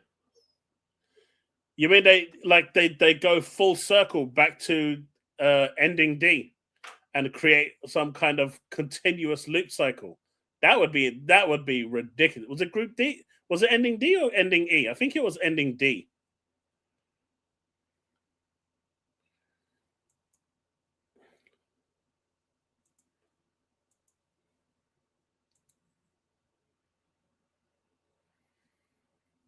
Sony, write this down. We need to remake Last of Us 5th time.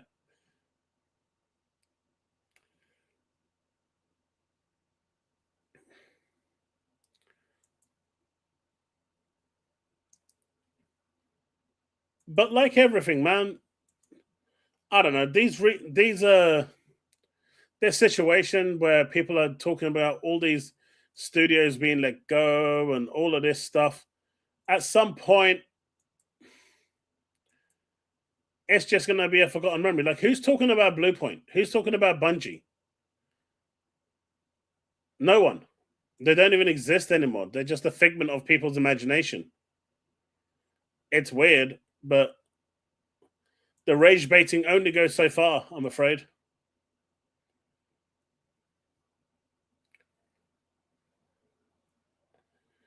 I also feel some games just don't need a remake, right?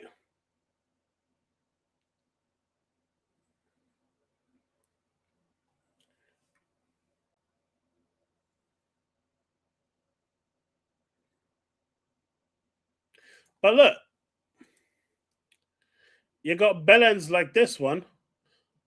Xbox could shut down their entire division and you'd have Xbox dudes here like, and then he wonders why everyone makes fun of him, right?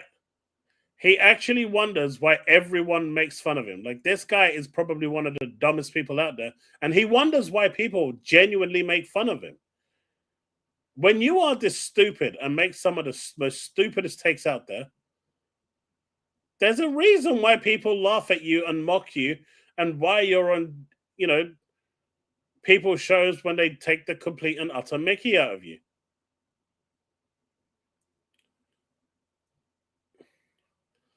Guns of Eschaton? A Souls like Turok Origins could be interesting. But you lost me at Souls like. Exactly, Raves. Souls who? Blue who? I don't know. To me, it's just. I've just had enough, honestly. The constant flip flopping, the constant bullshit. It's just weird.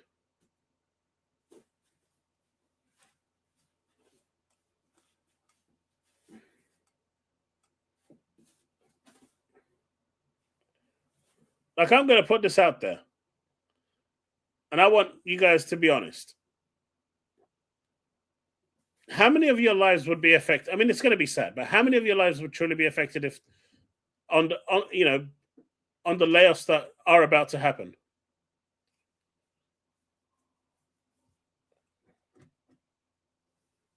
Why are you scratching my sofa?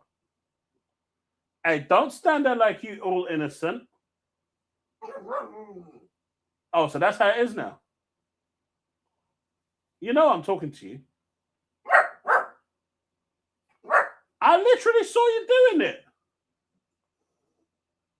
What? So that wasn't you? Oh, that's what I thought.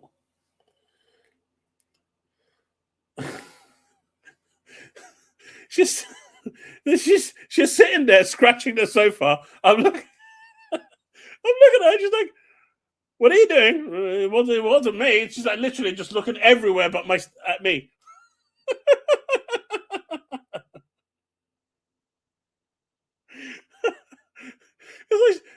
She's just looking. Oh, it's like it's 2 days ago. I had her on my lap, right, and I just went like like that onto her body because she's a sausage dog. It's quite long. Like I was pretending like it was a sausage, like a hot dog that I was eating.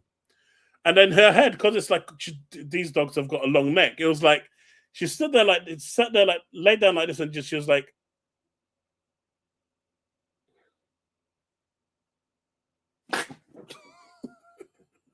I was like, the fuck, man. These guys are lethal.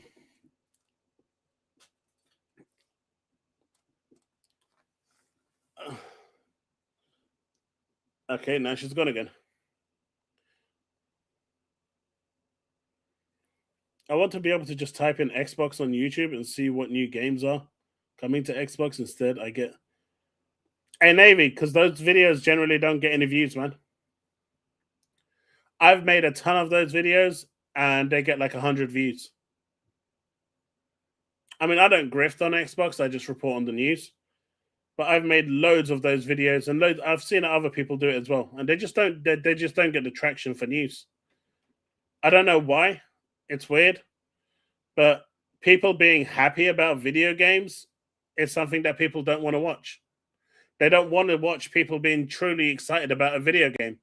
All they want to do is either watch the news or, just look at negativity.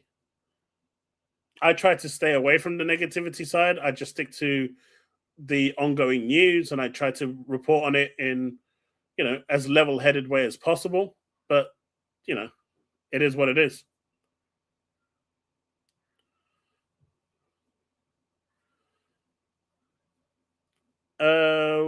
What was your question, Rabbi? Dog was blaming Minnie, I think. that probably could be the case.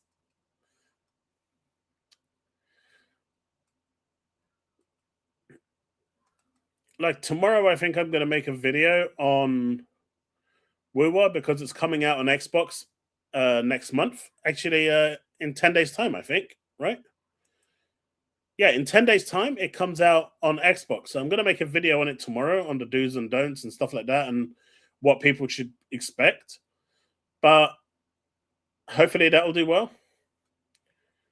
And we'll see from there. But yeah, I do enjoy making short content on games that I'm excited for. But people just don't turn up for those videos. Like those videos are the most expensive videos that you do because they take a lot of time to edit, to get right, and whatnot. And yeah. Live stream what, Rabbi?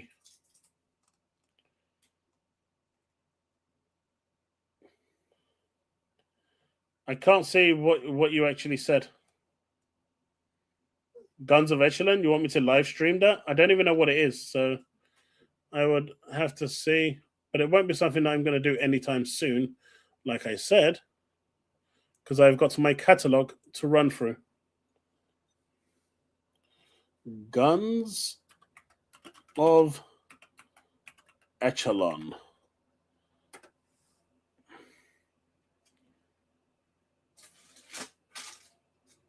Not Echelon, Eschaton.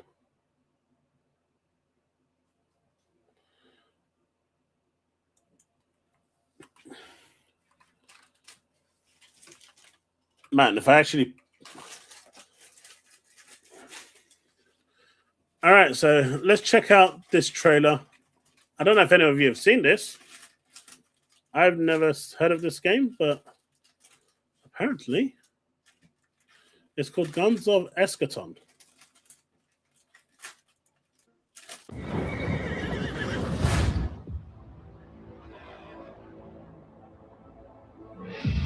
Of Half-Life 2. I never understand why people say that. That doesn't guarantee it's going to be a good game. Around. The world is dying. The whole environment is maimed and mangled. Yet there is still a semblance of law. Everything has its place.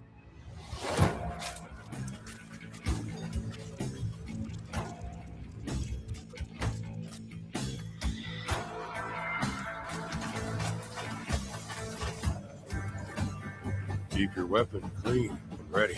Is this VR? All it takes is one mistake.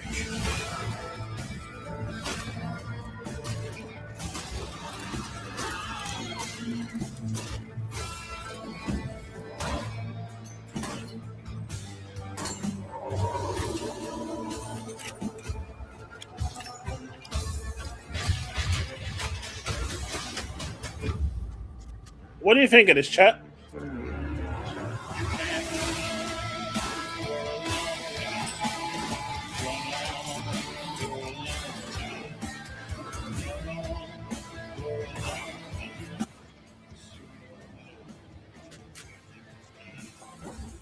That's what I'm thinking, Woodpit. It looked almost like a VR game. That's why I asked.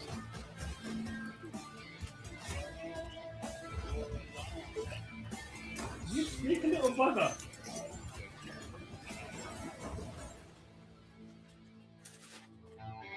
Stop getting your head in there. But we will not despair. We will do it again and again. Come here. I'll give you belly rub while I'm holding you. I'll give you belly rub while I'm holding you.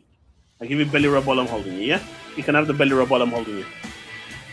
You can have the belly rub while I'm holding you. Belly rub while I'm holding you. You do love your belly rubs, don't you?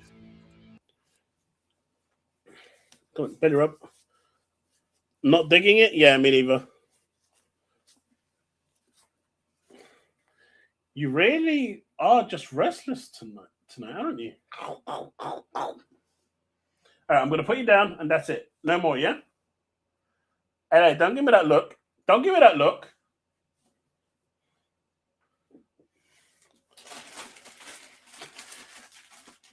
Sticking a head in a Doritos pack. There's nothing in there.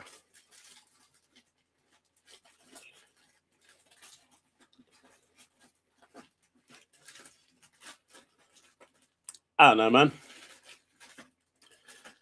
Mate, she just lays there. As soon as she sees me, she just lays there and says, right, now, belly rub time. Do it. Do it. And I'm like, but.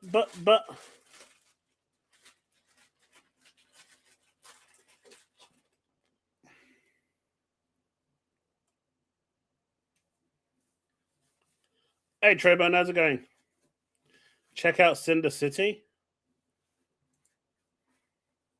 Cinder City.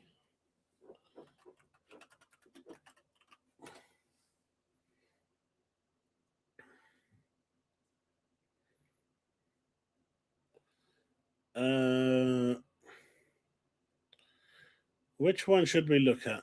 Developer preview or official DLSS 4.5 trailer?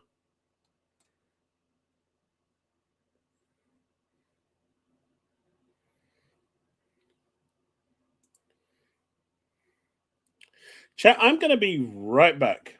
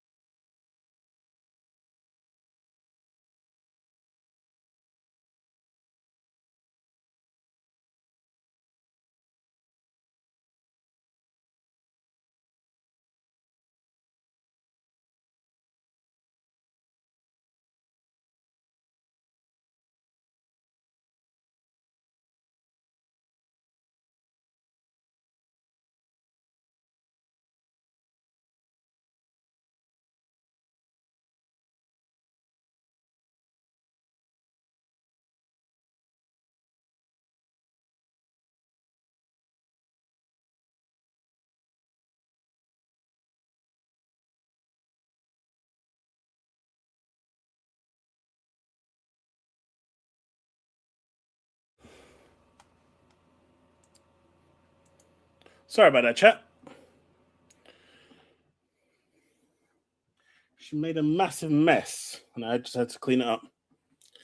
All right, Cinder City.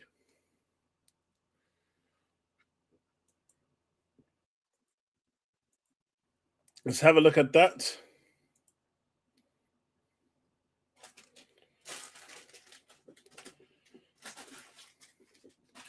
I was never seen again. Let's not be dramatic now.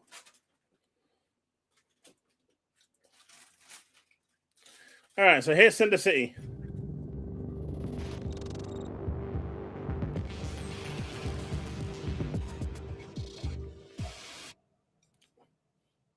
Now, the third-party controllers, like the 8-bit there ones, are really good. They just haven't got the one that I want, Ghosty. I mean, Raichi. Cinder City is a sci-fi cinematic TPS set in a dystopian near-future Seoul.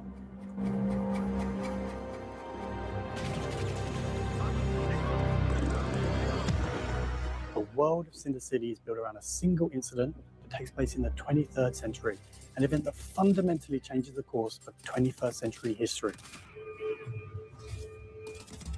In this altered world, Seoul has been devastated by mutated creatures. Yeah, Luna just keeps coming into my legs and says, "Pick me up." I pick her up, super soldiers, and then she wants me to put her down. Remain humanity's last hope. Look. So this is what I'm going to say, right? While super soldiers, known as the Cinder Knights, remain.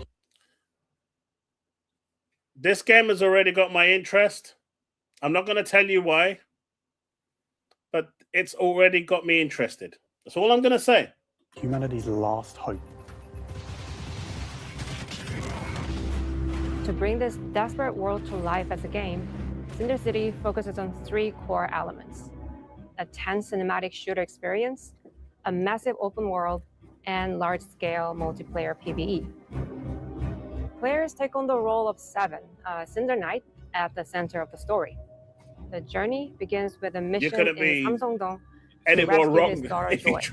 And as the story unfolds, players uncover the hidden truths buried within the megacity of Seoul and find themselves at the center of a conflict that'll determine the fate of humanity.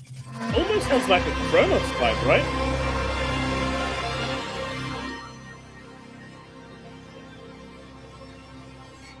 As the story progresses, players encounter a wide range of characters and follow the conflicts and histories woven around them. Is this on Xbox? Creating a It's exclusively not on that allows Xbox. players to fully immerse themselves. No, I'm just joking. I don't know. We're going to find out.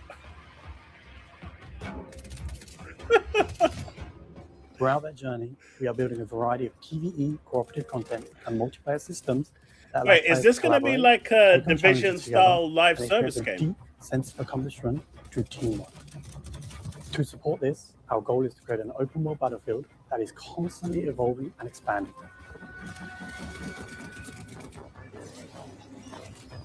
This looks fun.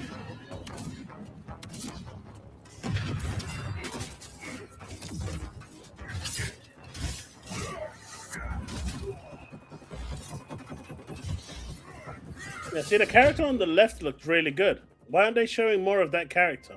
Set in another version of 21st century Seoul, a now dystopian world, Cinder City aims to bring together story, action, and cooperative gameplay into one connected experience.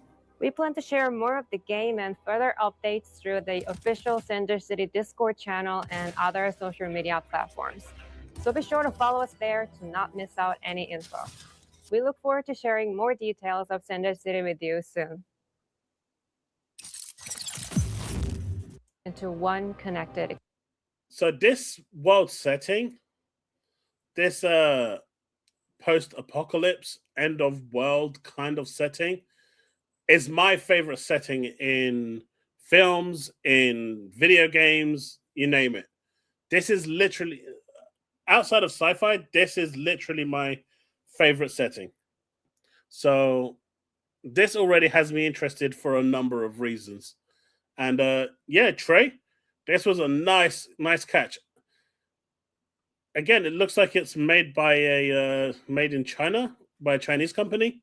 They're really killing it at the moment.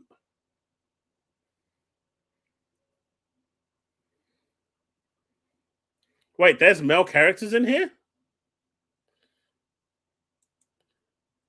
I didn't see any male characters. I just saw female characters. What are you talking about? You must be looking at a different game, Rachie.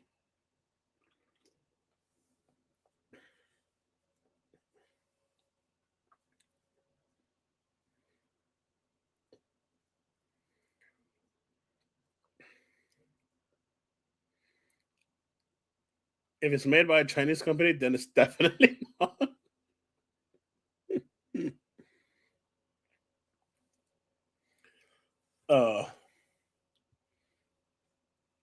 Come on, let's not be that pessimistic, man. Xbox has a plan. That plan is going to be shown to us on November the 15th. And if it's not shown to us on November the 15th, it's going to be shown to us probably at Christmas. And if not at Christmas, then by the Dev Direct. And if not the Dev Direct, then it'll definitely be shown by the next showcase the investor showcase that's going to come next year.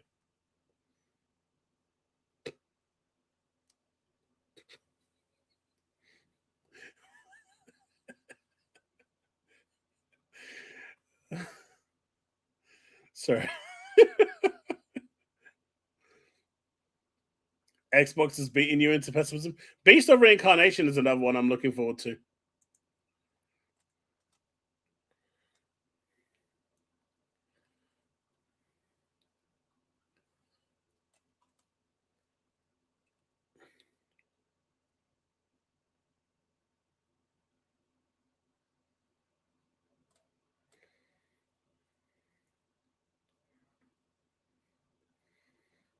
This is like Arnie Slot at Liverpool.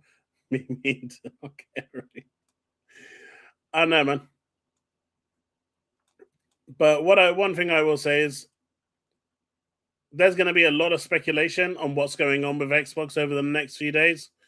Monday is when we're going to truly find out what's going on. What will happen, and people will move on. Now, the interesting thing will be, I think for me, it's not what is happening to Xbox now, is what will Xbox become once the reset is over? What will Xbox look like then? That's the big thing for me. Because that will be ultimately what people decide to follow or not. And we've just got a couple months to wait for that, I guess. This game will be cancelled due to a hot-looking female character with butt cheeks showing and not a flat-chested.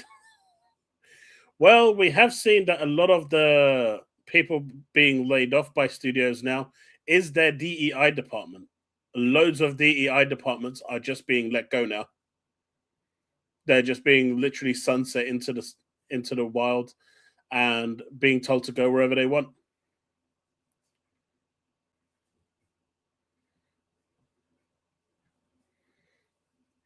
No matter which way you look at it, I'll just say this, right? Say what you want about gacha games, they gambling, whatever, but they're giving their gamers what they want. And so these studios need to do the same thing. And maybe their games will sell. But if you're going to release 500 games in September, I can't be the only one here that thinks that's a problem. Right? I can't be the only one here that thinks releasing 500 different companies releasing their games in September is a problem.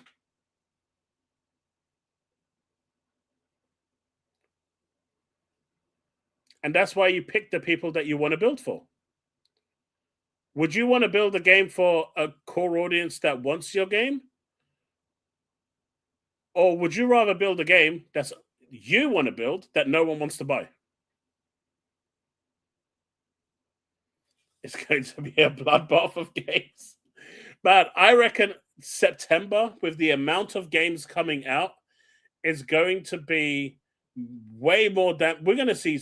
I reckon we're going to see actual studio closures announced in October because of just how badly the games have sold in September. There's just too many. Easy. The games don't sell, Gorsty. They're just not selling. And the studios ultimately are closing. And then people are asking, why is the studio closing? When the games don't sell, that's a clear indication that no one wanted that game.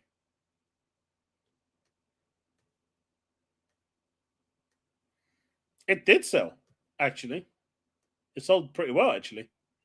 I can't remember the numbers, but it sold well enough.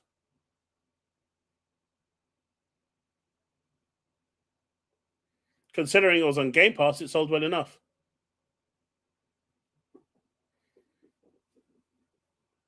I mean, technically, it sold 35 million copies, right? Because everyone's got Game Pass. So if that didn't sell well and 35 million copies to you isn't good for you, then I don't know, man. 35 million copies seems like a good amount of sales.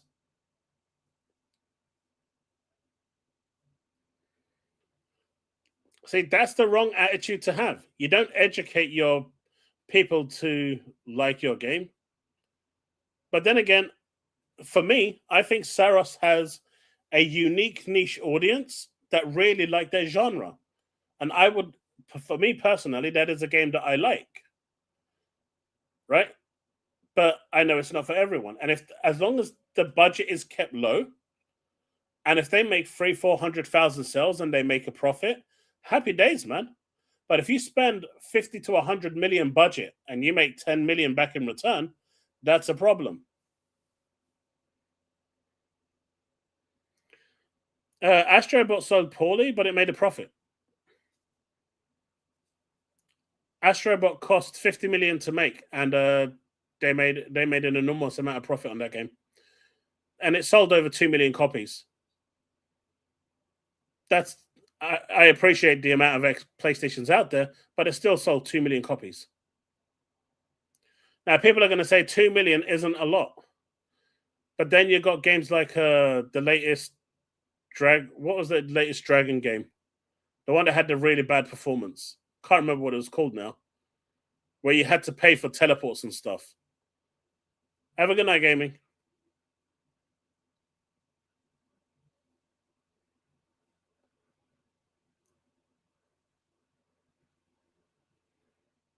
There are 4 million now? Yeah, it's good. And I just can't justify the Neo Geo AES when I've got some of those games already on console. But I can understand it's not for that. It's for the nostalgia more than anything else. But there's been a number of games, Gorsty, that just don't sell because they've been created in a way where people didn't ask for it. And I will stand by the fact that characters, especially the female ones, are being made deliberately to look ugly. And for what reason? You know, people don't want to. You know that is one thing that people just don't want to see in their video games. It's going to get you bad PR. Why do it?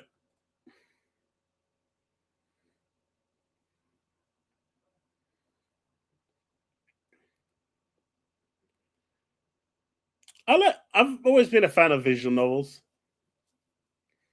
Always been a fan of them.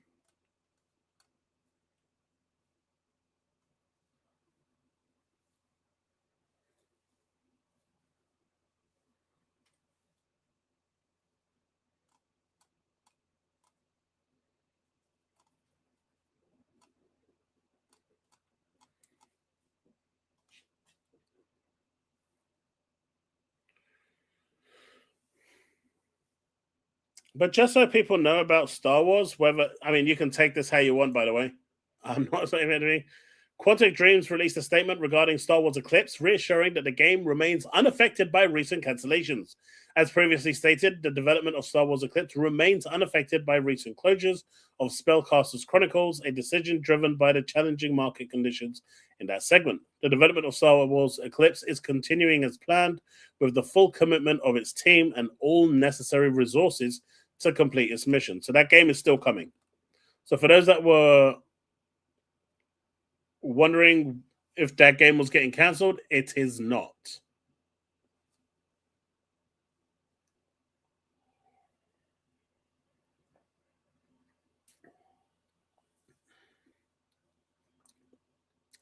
You see, that statement you just said there, Ghosty, is exactly what's wrong, right?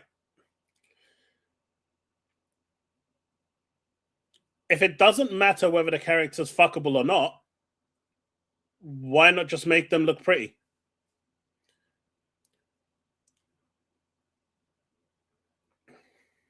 I mean, if it doesn't matter, why not just make them look pretty and just avoid all of that commotion?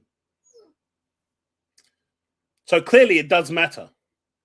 Because clearly it's hurting people's feelings because they can't measure to these characters like Tifa and Aerith and so forth, and Eve. And so people are getting upset that they don't feel as good looking as them. As horrible as that sounds, that just seems to be the case, right?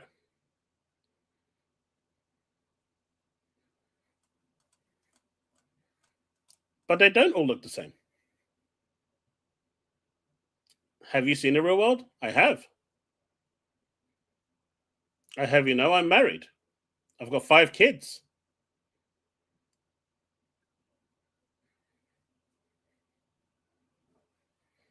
You're not hyped for any game?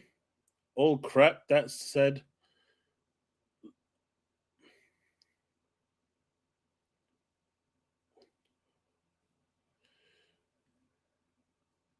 And you level up your looks. That's called Fable, Tegan. That's called Fable. Yeah, actually, I got 5 kids. 4 are still living with me. My 5th is married and off living her own life.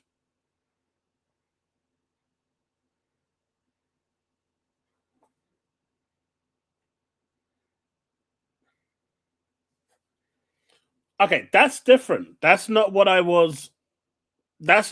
talking about. Ooh.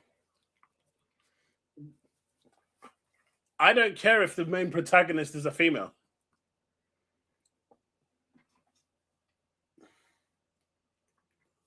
Hey, why do you have to eat my nose?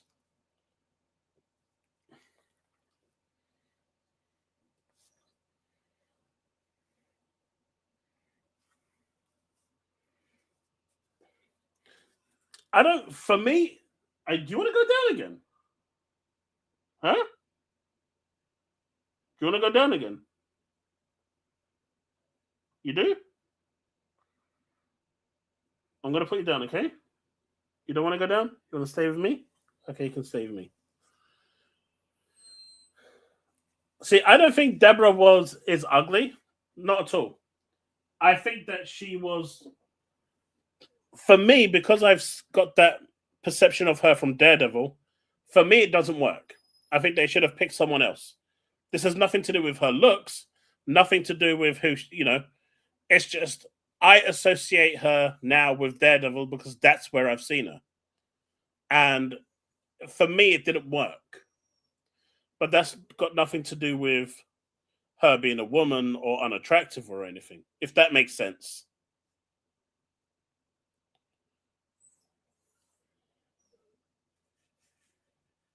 But I do get your sentiment that there are people out there that wonder. But I think that's a different discussion entirely. Who cares what anyone looks like? Cool. So if no one cares what they look like, then just make them attractive. But clearly, just like people that are gaming care, the people that are developing care too. And they're designing them that way deliberately. So it's obvious that people do care. So to say that no one cares, or why does anyone care? Well, both factions care because they wouldn't be designed one way if it wasn't the case. So to say that no one cares, that's total rubbish. I'm sorry. That's just not true. That's more of a cop-out response.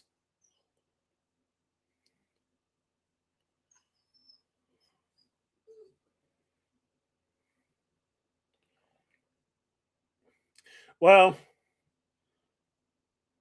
I think there's a fine line between beauty's in the eye of the beholder, and then there's the whole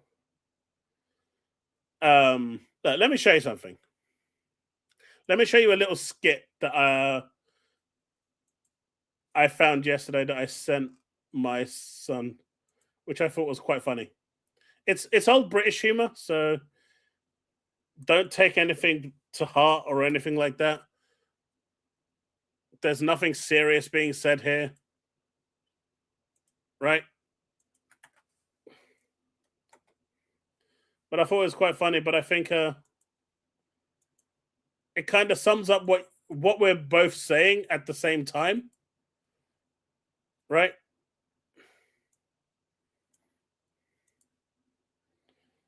I think it sums up what we're both saying at the same time, coming from two different angles.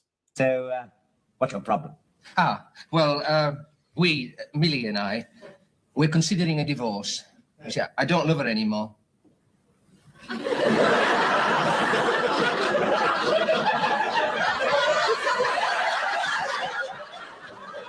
Well, she's not up to much, is she?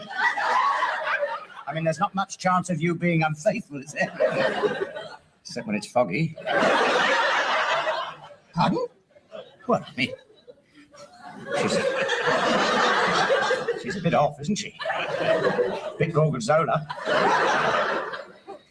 God, what a mess. Do you mean to say that you walked here with that on your arm? Through the streets? In broad daylight? Why not?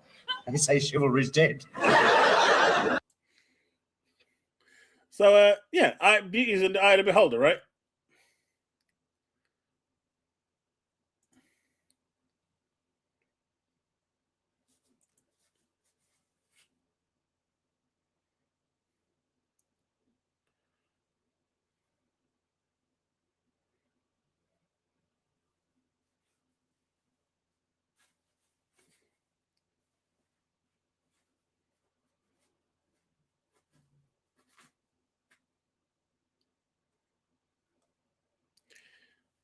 ESG cares it's government education programming, also government funding, right? I've ordered. You see, she was hot.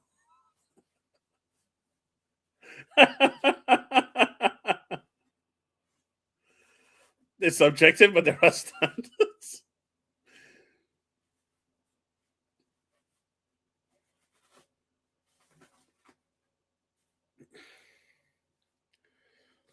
But yeah, ultimately, it is what it is, man. But when people say that no one should care, or people are desperate, or all this, I think that's the wrong attitude. Now, the people that turn around and say that, oh, it's bad because it's not Kratos, I think those people are being silly. It's not Kratos because it's not supposed to be Kratos. It's a different story told for a different reason and from a different perspective. So naturally, it's not going to be Kratos, right? So I don't know. I think it's different.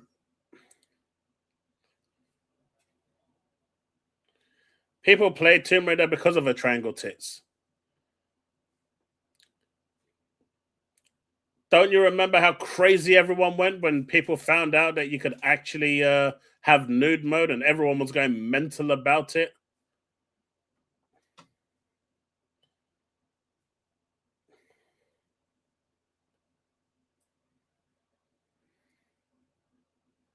No, Tegan, I wouldn't boycott a game for that reason.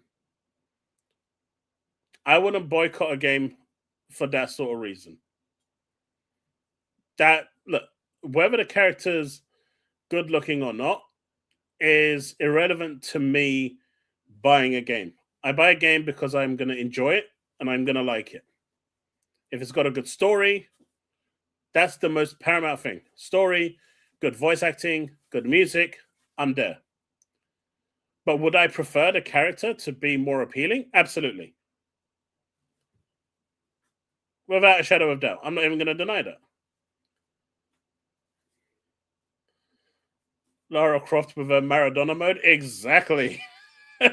Your Chili remembers.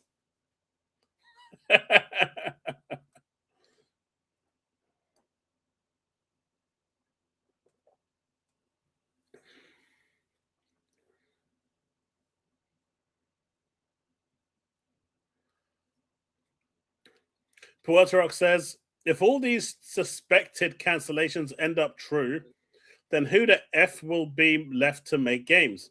The other 35 studios.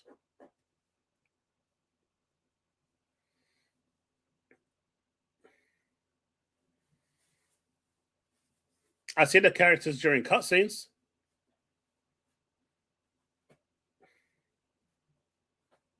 Like I said, I would still prefer it to be an attractive character over not, but it wouldn't stop me from playing the game.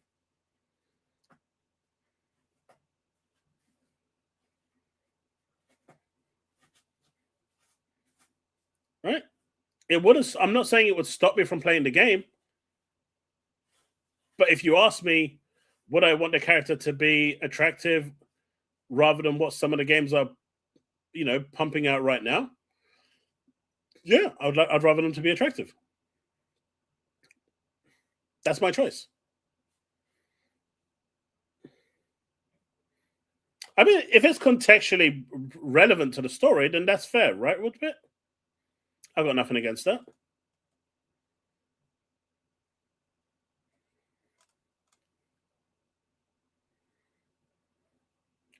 Oh, Nate the Hate says, no one is safe. Microsoft is cutting every last gram of fat they can find in these cost-cutting measures. The ideal hope outcome would be for the studios that are about to close to find buyers or reach agreements for independence with the publishers.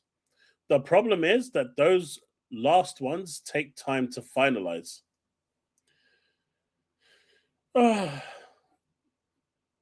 They dramatize so much.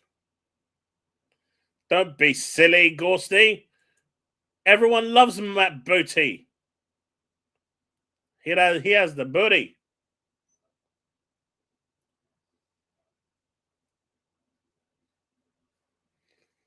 She spent thousands of hours. What? Which Lara Croft are you talking about? What, on the PS1? Because that did exist.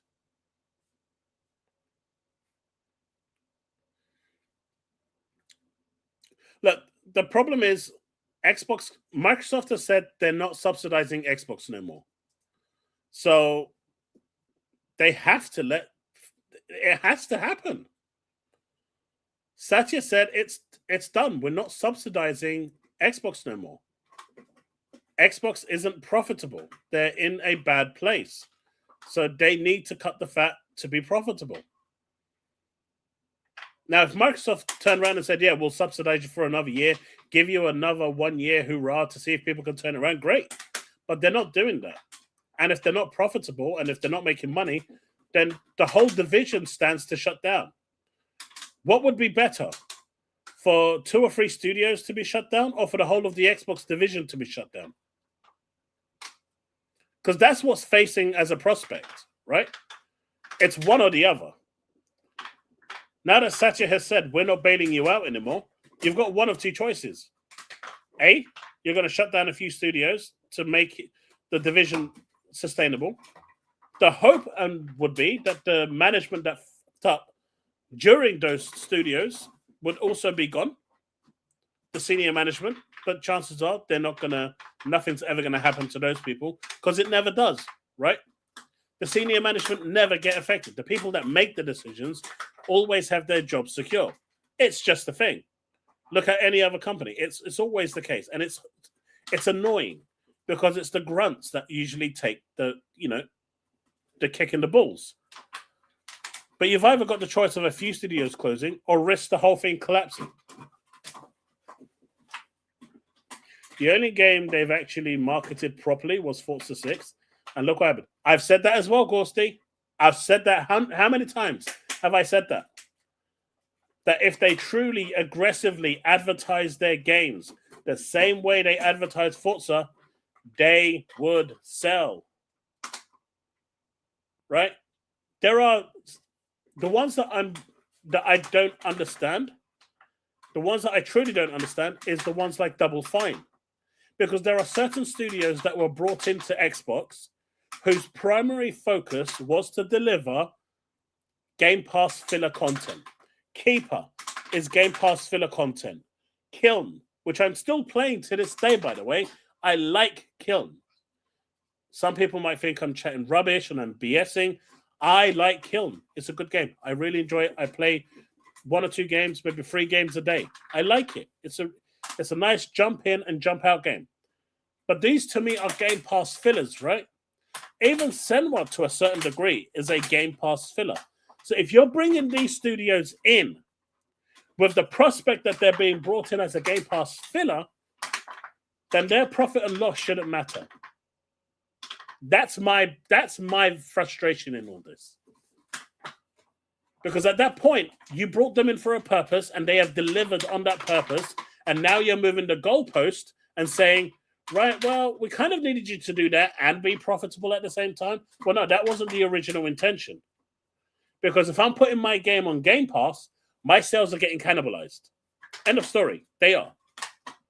If it's releasing day and date, no early access, no nothing, my sales are getting cannibalized. If Starfield didn't have early access release, that game's sales would have been dog shit. People would have just played it off Game Pass. But because it was early access, that's how it made a lot of its money. And the fact that there was a lot of marketing and hype for it. But early access seems to be the golden ticket for the big games on Xbox. And it's doing its job. Those that don't want to wait for day and date are basically paying for it and are happy about that. And this is something that I've suggested multiple times. That early access seems to be the key for them to double dip and monetize people.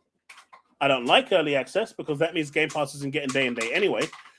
But for those people that want to wait, can wait. But those people that want to get it day one, they're going to pay for it.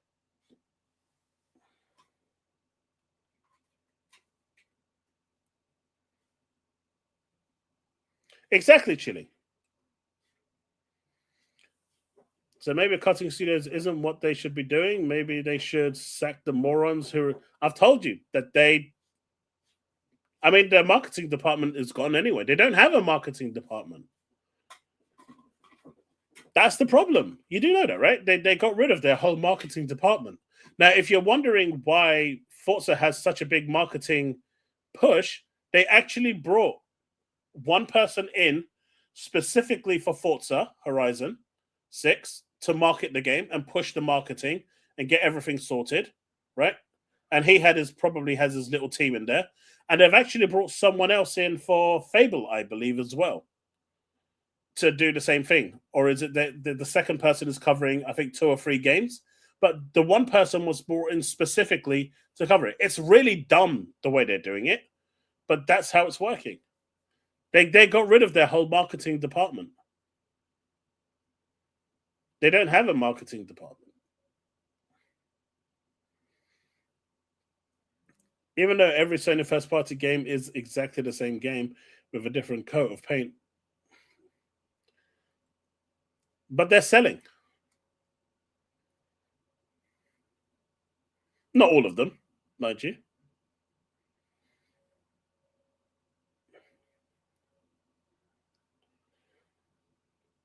I think my E-Day comes on the 1st of October. I got the collector's edition, so hopefully they don't delay that.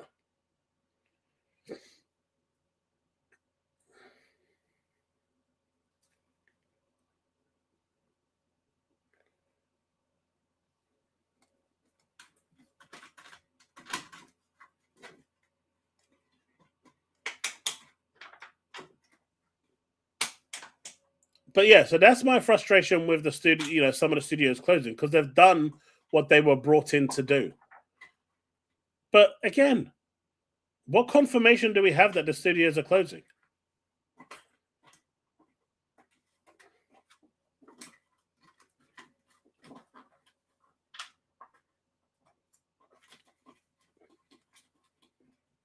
I suspect there's going to be a lot of layoffs, but there's still nothing to confirm.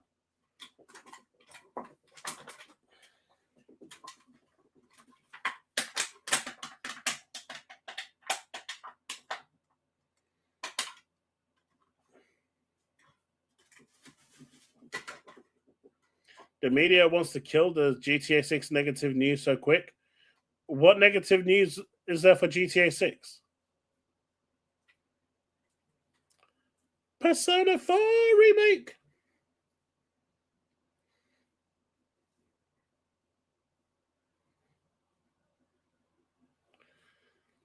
The problem is, Void, Gears 4 and 5 probably weren't the best Gears.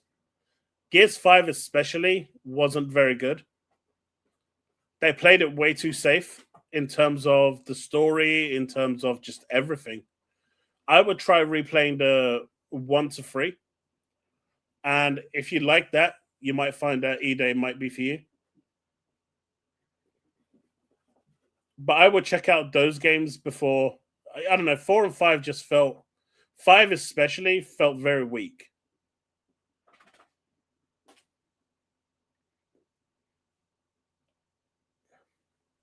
So that's what I would recommend.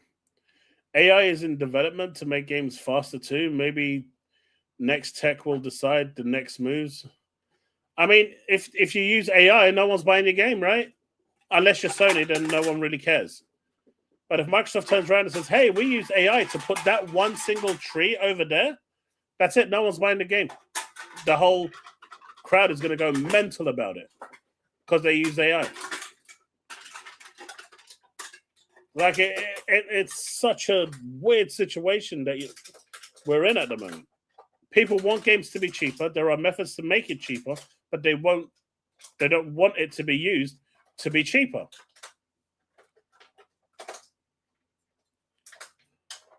And I'm sorry if you can hear my dog in the background. She found a can.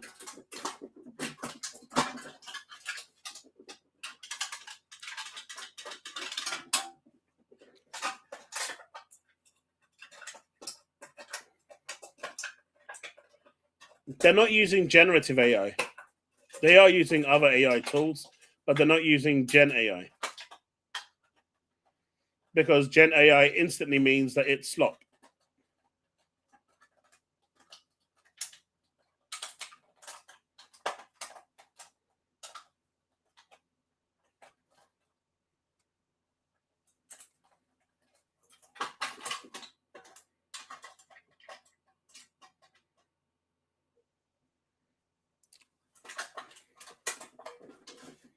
I mean, I thought they have to disclose now that if they're using AI.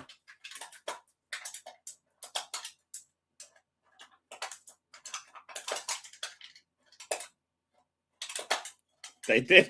All right, folks. I've got time for one react. If you guys are interested.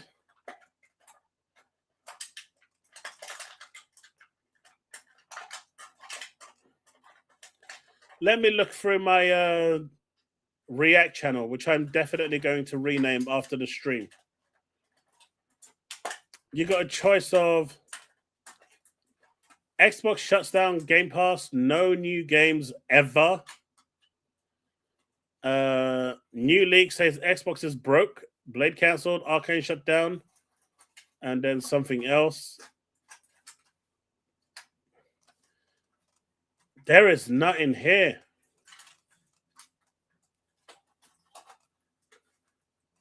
Everything that someone... Dude, everything in this React channel is DCG.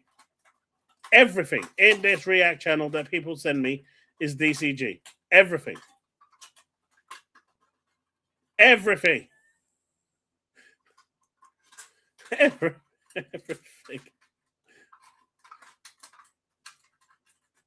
You want a Luna react? Yo, Luna. Luna? Luna? No. They want to see you on TV. Nope.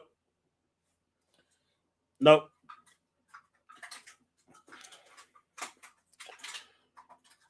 You vote DCG? Fuck my life.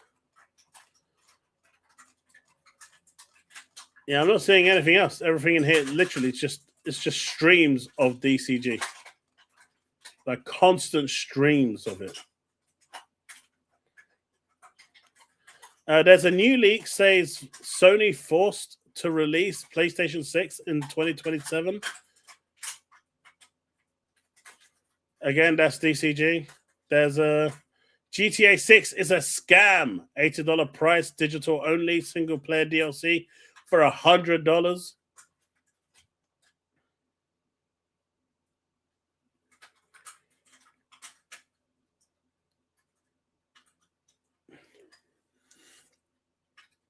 Right. Do you guys actually know why I don't like reacting to Dreamcast Guy?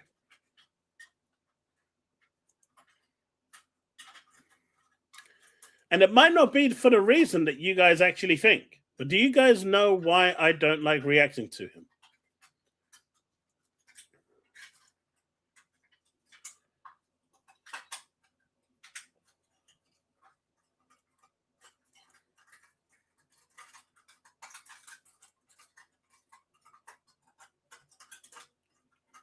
His face, this is why I don't like him. If we have to listen to his slobbergob do the GTA one. No, it's because he openly admitted to Paris that he basically acts 100% fake in his videos. What he says in his videos isn't his true opinion. He says those things because it's what people want to hear and it gets him the views. So he doesn't believe what he's actually saying. He's lying to himself and lying to the people watching that is his opinion and that is his perspective. He's openly admitted this to people, right? So when someone turns around and says, I'm only saying these things to get the views, what's the point of reacting to something when they themselves don't believe what they're saying? And they're purposefully using examples, tweets, or whatever it is to deliberately rage bait so they get more views.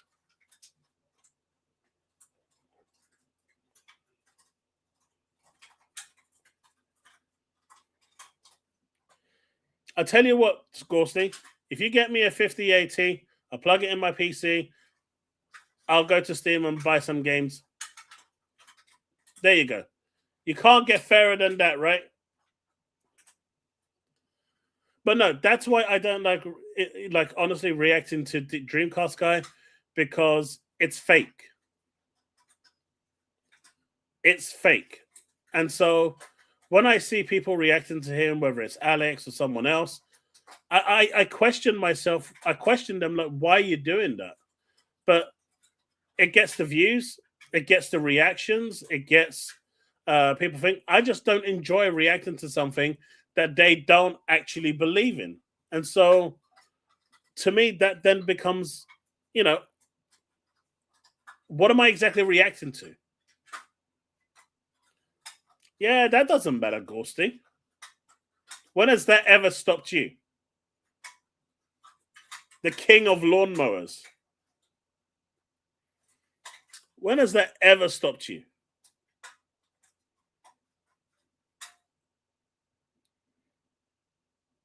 It definitely helps, Voidrat.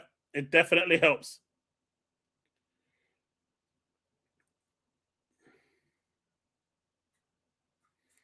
It's so I can see what he's lying about.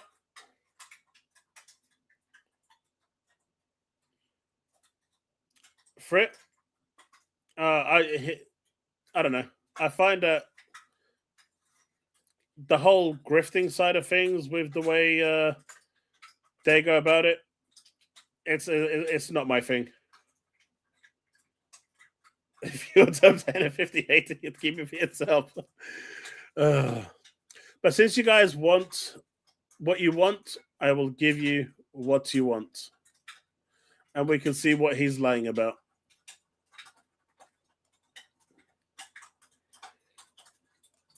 I'm just having a look through my timeline to see if there's anything. My timeline is basically full of Destiny 2 stuff because I've been heavily watching a lot of stuff with Destiny 2. So I don't really have anything else here, really. Oh, and there's a lot of NTE stuff as well, which, again, doesn't interest any of you.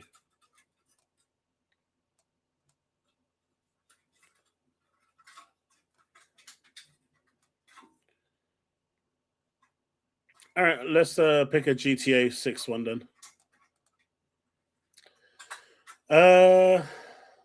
GTA 6 is a scam.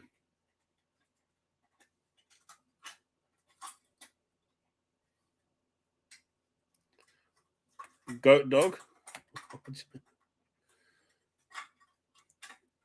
Let's go with that one.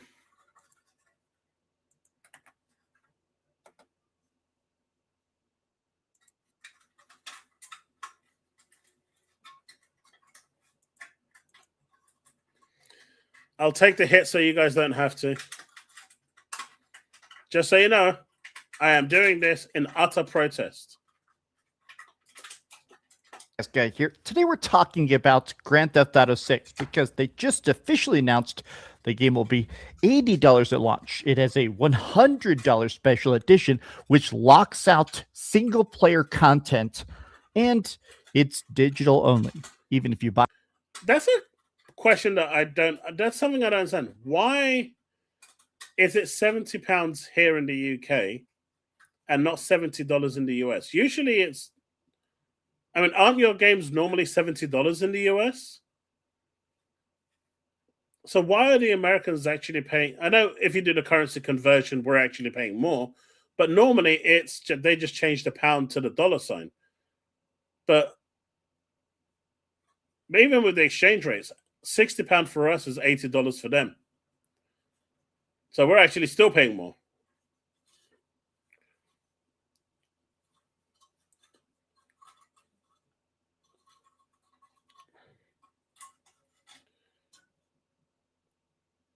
But games over here, if you go to websites, their RRP price is $69.99.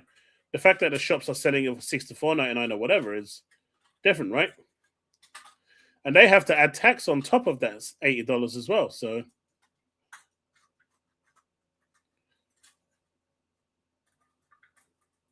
I don't know. I just found it weird because normally you guys pay $70, no? Plus VAT. Well, plus tax.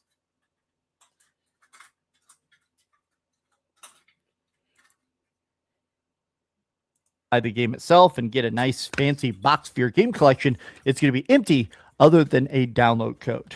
It doesn't exist. And I got to just say, this makes me very, very, very mad. I literally just opened my eyes. Honestly, this stuff sucks because it sets a trend for the industry. GTA 6 is going to be the biggest game of all time.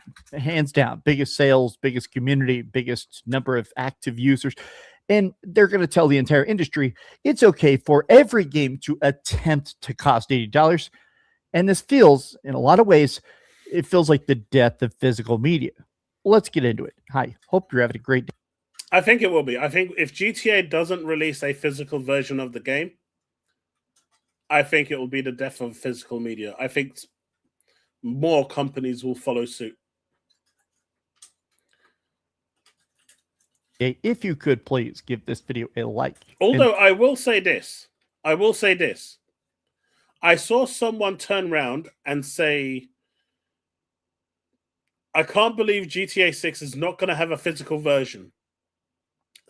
I've refunded the game, and so I'm going to buy it on PC a year later.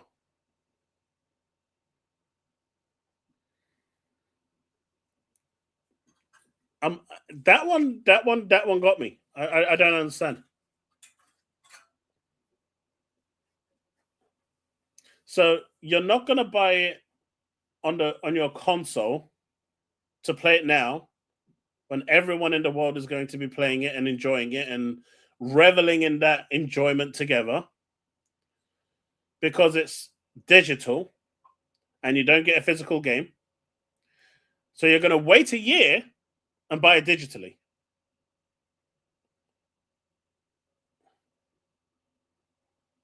I don't understand that. Chile, I saw, but go back and check out that video, that picture, and you'll realize it says confirm your pre-order. He didn't actually pay for it. He was engagement baiting.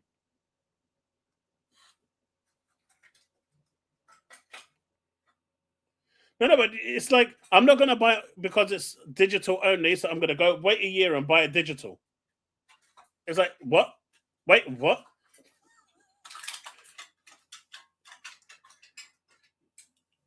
Like me personally, I didn't enjoy Elden Ring. I know some of you are going to say you loved Elden Ring. I didn't enjoy Elden Ring.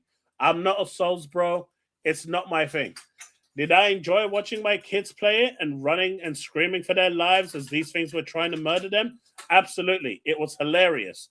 Watching them running for their dear lives and me just sitting there and them screaming while they're running, don't kill me, don't kill me, don't kill me, was amazing. In fact, I actually made a compilation of them and it was up on my other channel. I might actually download it and re-upload it here one day on my current channel just for kicks and giggles. But it was hilarious, right? But I tried it for about an hour. It wasn't for me. I gave it a good shot, maybe 2 hours. It wasn't for me. I didn't enjoy it. But I knew I wasn't going to enjoy it going into it because Souls games just are not what I enjoy. But my kids wanted it. My son, my oldest son, he likes difficult games, Soul games. He tried Bloodborne, actually. He got it on his PC. And he said it wasn't a very good game. He said it was too clunky, too rigid, and just too old for him. That said, though, he really enjoyed Elden Ring. He tried Wukong. He said it was nothing compared to Elden Ring. It was way easier than Elden Ring. And he gave it a 7 out of 10. But Elden Ring, he gave that a straight up 10 out of 10. He made so many characters in that game. But I bought it for them. And so they got enough hours out of it. And that was back then when I was saying, look, Xbox missed out because I would have bought it on Xbox and we would have played it on Xbox. But they had the year break. It matters. So with this, it's going to be interesting. I'll probably end up picking it up just because of the hype. But unlike Elden Ring, which my kids wanted, I've tried to sell this off to my kids to try and justify me buying it, and they said, nah, we're not interested. We don't want to play it. We don't care about GTA, they said. And I was like, are you sure? Yeah. Are you positive? Yeah. What if I buy it? Are you going to play it then? No. Okay. I was like, but I'm going to buy it. And yeah. And? So you don't want to play it? No. Okay. How's that PS5 doing that I gave you? Oh, it's fine. Are you using it? Yeah. Oh, what game are you playing? Oh, I'm not playing any games. It's a doorstop. Okay.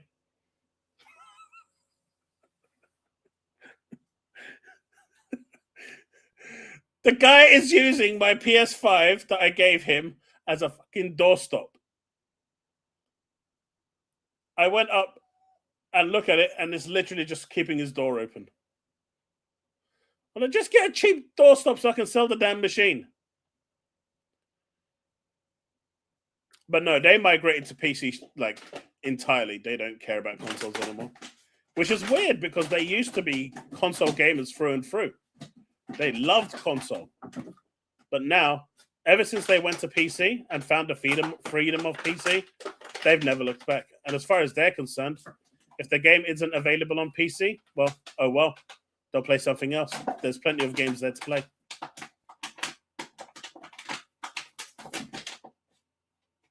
Subscribe if you haven't already. Now I want to start with the fact that this is digital only, right? Let's start with that, and then we're going to talk about the price. this thing separately, both parts of this suck in different ways. Rockstar has confirmed there'll be no disc version of GTA 6 at launch. Physical version will contain a download code inside of a box. Now, this was actually leaked a couple months back, and I reported on at the time that basically a bunch of people were saying, hey, we're the people that print Grand Theft Auto discs. We're the warehouses that do that. And they were basically saying, we still don't have orders for it. Like, we've been making the boxes and stuff by now, and we're just not. At the time, I assumed there was two options, right? One, last minute delay, or two, it's a fully digital game. Apparently, the other part of it is that Rockstar does not want this game to be stolen for any way possible, right? You know, sometimes a game comes out and it falls off a truck and appears at some streamer's house 2 or 3 days early. They don't want a single person in the world to have access to this game before it actually launches. Look at this, right? So stop calling it a physical version. It's not a physical copy. It's just a download code, which is shocking. Why even release a code in a box? Such a waste of plastic, just shipping empty boxes. It's to stop the leaks. They'll release a disc version down the road, I'm sure. Now, this is... Look, some people just want to have the box, right? I do think that they should have made the $100 one, well, the physical version with a collector. Are you messing me about now? With like a steel bookcase, I think that would have probably gone down a little better. The other thing that's been as part of the leaks is that they do want to release it like real physical disc at some point. They just don't care to do it at launch. So is this digital one-time use, or will it be used multiple times by different people? Piss poor Rockstar Games, any other studio, it's... Yo, Raven, do you want to see how I game most of the time at the moment? I use this, which is an X-Real handset. I use the X-Real glasses and an Xbox controller.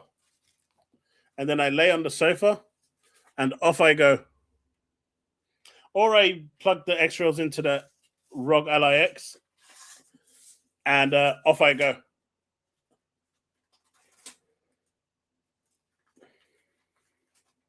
Anti-consumer practices.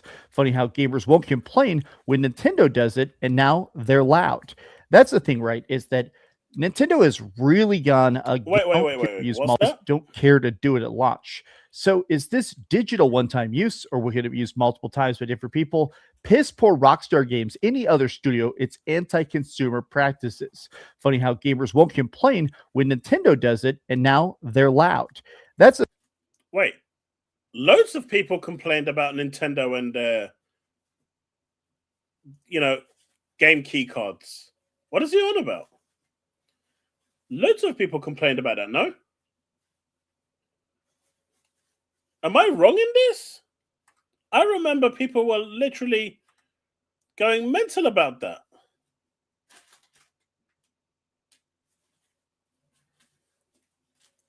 Piss poor Rockstar Games, any other studio, it's anti-consumer practices. Funny how gamers won't complain when Nintendo does it, and now they're loud. That's the thing, right? Is that Nintendo has really gone... What's been happening with Tim? Are we talking about Tim Dog? Because he's blocked me because I proved him wrong. And ever since I proved him wrong, he blocked me because he couldn't take the fact that I outsmarted him. Against the grain, because historically... Nintendo was the best of making physical cartridges. If you wanted to buy a Switch game, that was a lot of times the only one that wasn't technically just a digital download. In this generation, they've gone the complete opposite direction. Now, almost every Switch game is a game key card. This is fake. Like, even though this against the practices. Funny, I'm sure. Now, this is the other thing that's been as part of the leaks, is that they do want to release to this game before it actually launches. Look at this, right? In the world to have access to this game before it actually launches. Look at this, right? So stop calling it a physical version. It's not a physical copy. It's just a empty box, and that's been as... So is this...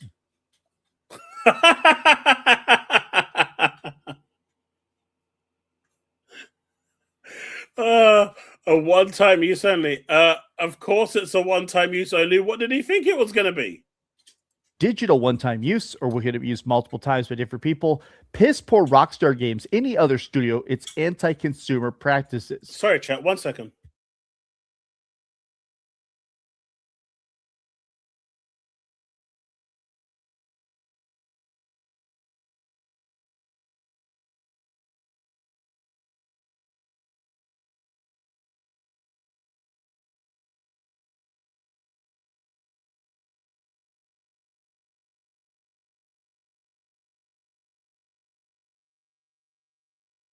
Half the can is missing. I don't know where she's put it. I don't want to bloody step on it. And she's still eating half the can. She's going to cut herself. Funny how gamers won't I'm gonna take it complain off her now. when Nintendo does it, and now they're loud.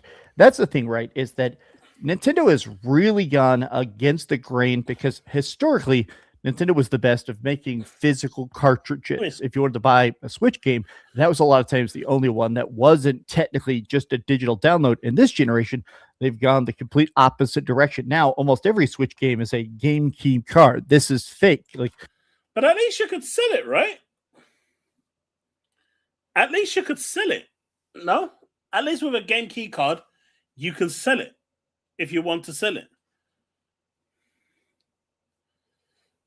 So, yes, I mean, I agree that what they've done is kind of sucky from Nintendo.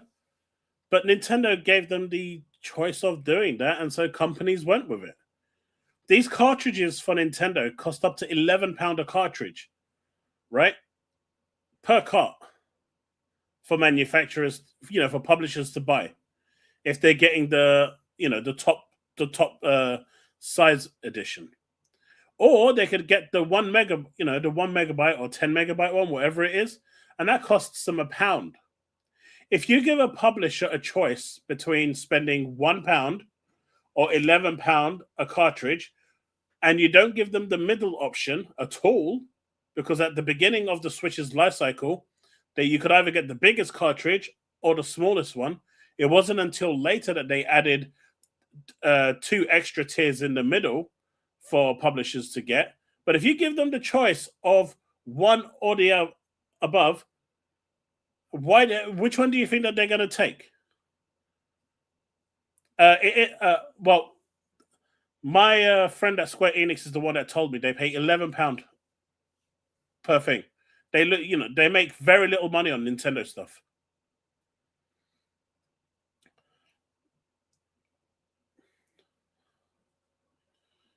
The single cost is £11. Maybe there's some economies of scale going in there as well. Maybe it'll knock it down to £9 or £10. But even at £9, it's still crazy amount of money that you're just losing because you're putting it on a cartridge that Nintendo decided to screw around with. And so when you give them a choice of, hey, I can have it for $1, or let's just hypothetically say $9, right? Well, they're going to choose the $1. They're going to choose the $1 because you gave them that choice.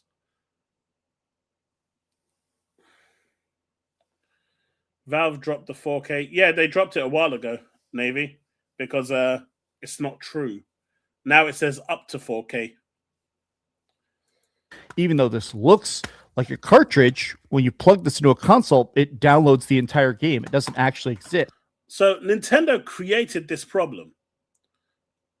It is on Nintendo. But now that they've created it, in what world do you think a publisher is going to turn around and say, okay, I'm going to do this? They're not.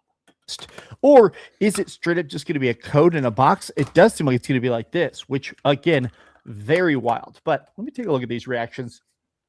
Rockstar Games is pricing GTA 6 at $80 for PS5 and Xbox. The Ultimate Edition is $100. Now, people have been going through it already, and it says exclusively there will literally be Premium Edition as new vehicles, weapons, and apparel threaded across all aspects of their story. So it's literally going to be cosmetic microtransactions. Some of this stuff also makes it sound like, honestly, there might be like a specific extra gas stations or like zones you can visit only with the Ultimate Edition. Probably just 2 or 3, but they do exist. Is there any truth to that, or is he just chatting shit? That there'll be zones that you could visit only with the Ultimate Edition?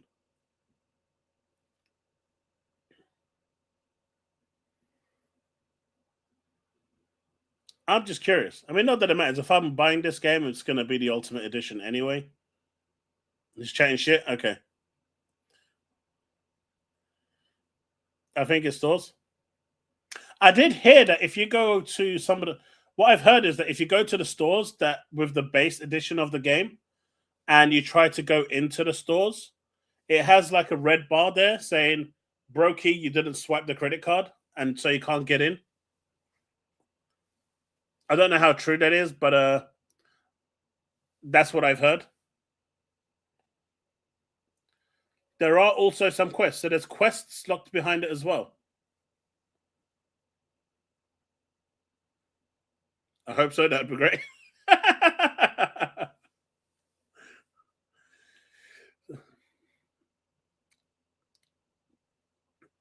See, I don't mind.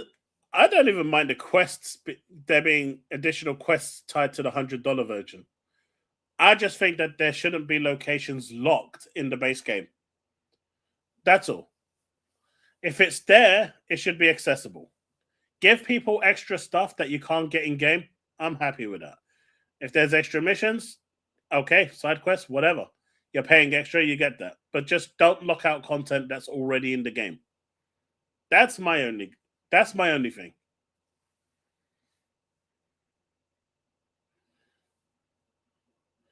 Hey man, they're gonna tell you, Brokey, go buy the Ultimate Edition, or you're not coming in. You're gonna have bouncers there that check your that are gonna digitally scan your PS5 and say, sorry man, you're too broke. Come back when you come back with an upgrade. This doesn't upset me. It's that other subpar companies are going to think it's okay to price themselves at $80 as well. Looking at you, EA, and Ubisoft. I was hoping for 70, but 80 is not too bad. Specifically, the Ultimate Edition is actually reasonably priced. See, to me, what's actually happening here from a lot of investors and publishers were really hoping that Rockstar would price this game at $90 or $100 straight off, with that being the only edition. Because if they did that, then it would give them cause and reason to bump up their games to $80, $90 to $100 a pop. But Rockstar didn't do that. Rockstar decided to go down a bit more of a sneaker route, and I genuinely believe this is it. I could be wrong, but this is, until Rockstar come out and tell me that I'm wrong, I'm going to believe this. That the £70 version of the game or $80 version of the game is there to stop these investors and publishers from trying to price their games at $90 to $100. But the complete edition of $100 is what they originally wanted it as. So they've locked away just enough to entice you, because it's only $20 to go for the full package. And most people, you're murdering my leg! I'm going to go for the $100. Okay, stop. I'll grab you. Don't do that. Don't do that.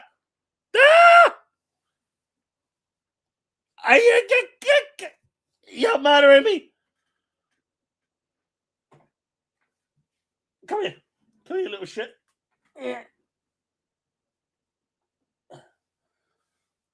Oh. That really hurt. Sorry, chat. That really, really hurt. But I believe that's what's happening. Stop. That scratch really hurt me. Ow.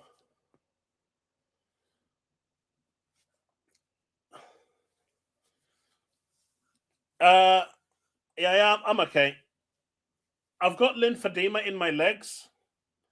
So my legs are like really tender and sore, like constantly. Because, well, at some point, I'm going to lose the ability to walk. So they're quite sore. And, well, she was trying to climb up and she was scratching on my legs, and I'm wearing shorts. And so it kind of hurt. But yeah, I'm okay. But yeah, that's what I think is actually happening here. So Rockstar basically played like 4D chess. We're going to charge people $100 for our game because we believe it's worth it. But we're also going to offer a cheaper version so you can't do that because your games aren't worth it. And in all honesty, if this game is as big as it is and as grand as it is, it will be worth the money. Code in a box plus industry-wide price increase, just taking L's across the board. Look at that. Oh man, God, half the people won't realize that half the content is locked behind the Ultimate Edition, $100, plain and simple. Everyone's like, this is the obvious outcome. As daft as a $20 price increase, as a $20 in-game add-on is, I bet a ton of folks still get that Ultimate Edition. God, look at this. So here we are. Yeah, ride out customers transform vanilla vehicles into magnificent works of art, detailed interiors. So these are some of the things. Locking single player content behind an additional paywall is ridiculous. Is it? Look at the. Isn't Sarah one of the main characters? Or is she not one of the main characters?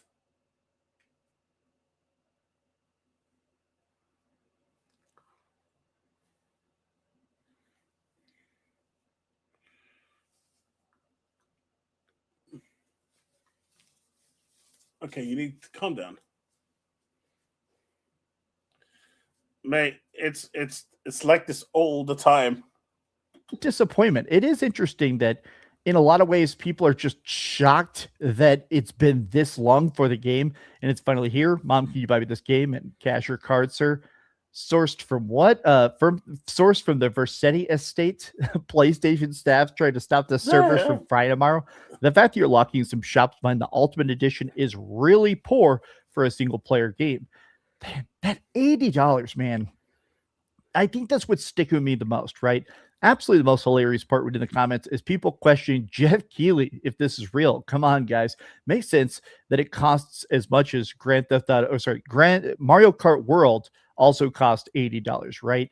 There was this thing. See, the one thing I'll say against that, Mario Kart might have been $80, but it was also bundled with the game at $40, or is it $30? I think it was $30, right? Because you got the console for $400, and if you got it with Mario Kart 8 or whatever it's called, Mario Kart World, you got that for $430. So you technically got it for $30 if you bought it with the console. So it's not the same. Yes, right now they don't do the bundle, but at the time, you could get it for as low as $30 at launch. So I think there's a bit of a nuanced change there. Was it $450? I thought it was for $429.99. Was it $449.99? Even at $50, right? It's still cheaper than the $80. You gonna go down now? Okay. Don't come and scratch my legs. No. None of that. Come on. Because that really hurt. I saw a while ago. I think Nintendo opened the door to $80 games on hot titles. I wouldn't be shocked if Rockstar followed. Most people would not bat an eye if GTA 6 costs $80, unfortunately. God. It's just to me, it seems like it's not about this game being overpriced, right? I'm seeing a lot of surprisingly cheap for the Ultimate Edition. Who said $180 for something was and got me all scared? Makes sense about after Mario Kart. If any game can be $80 as GTA, no game should be over $70. It doesn't matter how big the budget is or how good you think it is. People have less and less disposable income. Pricing like this is strictly anti-consumer. Now, I think what I'm coming from this is that my annoyance is that I think they should have gone in the complete opposite direction. I think this game should have specifically been $60. And the reason why is that across the board, we know for a fact GTA 5 is the highest profiting game of all time. Big and across the board. Most microtransaction sales, most fan base, most active users. Is it more than Minecraft? I thought Minecraft was the most profitable game of all time, or am I wrong? Most profitable game of all time. Oh, it is Grand Theft Auto 5, generating over 11 billion in lifetime revenue.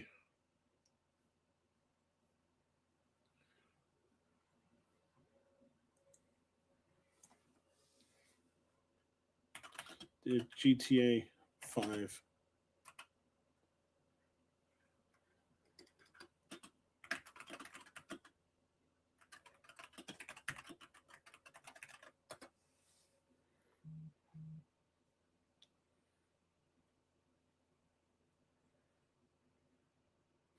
Grand Theft Auto 5 generated more overall revenue than Minecraft, despite Minecraft selling significantly more copies.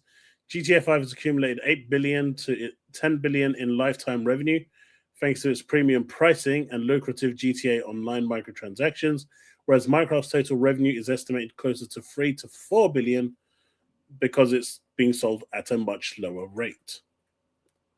That's fair. Right. Part of what made GTA 5 so successful is that low barrier to entry. They constantly kept putting in a Game Pass. They would give it away on PlayStation Plus, but even just the fact that it's been $20 for a decade. GTA 5 being so accessible made it a big social hub. Everybody wanted to play in that world, do races, get shark cards. I almost think that GTA 6, to me, would have been interesting if it cost $60. That way, everybody on the planet could have it day one. We're talking like the first game to sell 1 billion copies day one. I'm not saying that's what they would have done, because obviously in the current era, they were going to charge $70 per minimum. I'm saying that I'm disappointed that the floor is 80. It just doesn't seem like a good move in the long run, and it seems like it's bad for the entire industry. With all the studio closures, layoffs, everything else, this feels like the laziest way to do something. But these are just... All right. There's something he said here at the end, and I just want you guys to work with me on this. Layoffs, everything else, run. Floor is going to charge $70 per minimum. I'm saying that I'm disappointed that the floor is 80. It just doesn't seem like a good move in the long run, and it seems like it's bad for the entire industry. With all the studio closures, layoffs, everything else. So, with the game being $80, what does that have to do with the studio closures and layoffs? Is that just being thrown in there for the sake of it, just to, yay, I'm protesting? Or what's that got to do with the layoffs or the industry or anything like that?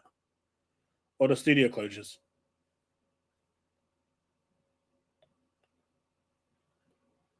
Like, how does that, like, if I wanted to buy GTA right now and I wanted to pre-order it, what would the studio closures and the layoffs have? How would they have any impact on me buying that game?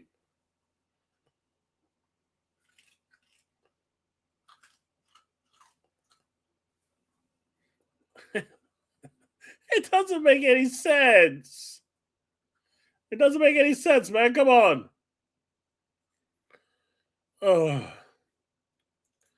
that was such a useless video.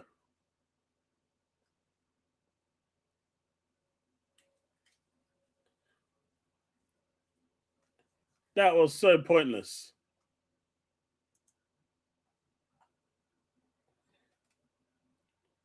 Let's see.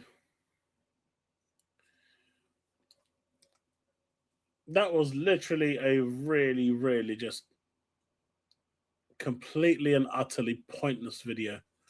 Don't think I've seen one so pointless in a while. I wish they would want to close the state of decay. You wish they would want to close or wouldn't want to close? It's all my fault. What do you mean it's my fault? What have I done? Clay, I don't know if any of that information, no one knows if any of that information is real. Everyone is just making up all this stuff right now, and it's becoming, silly. Everything just seems to be made up. Everything is just saying something. You know what? This one has me interested. PlayStation 5, Xbox dead.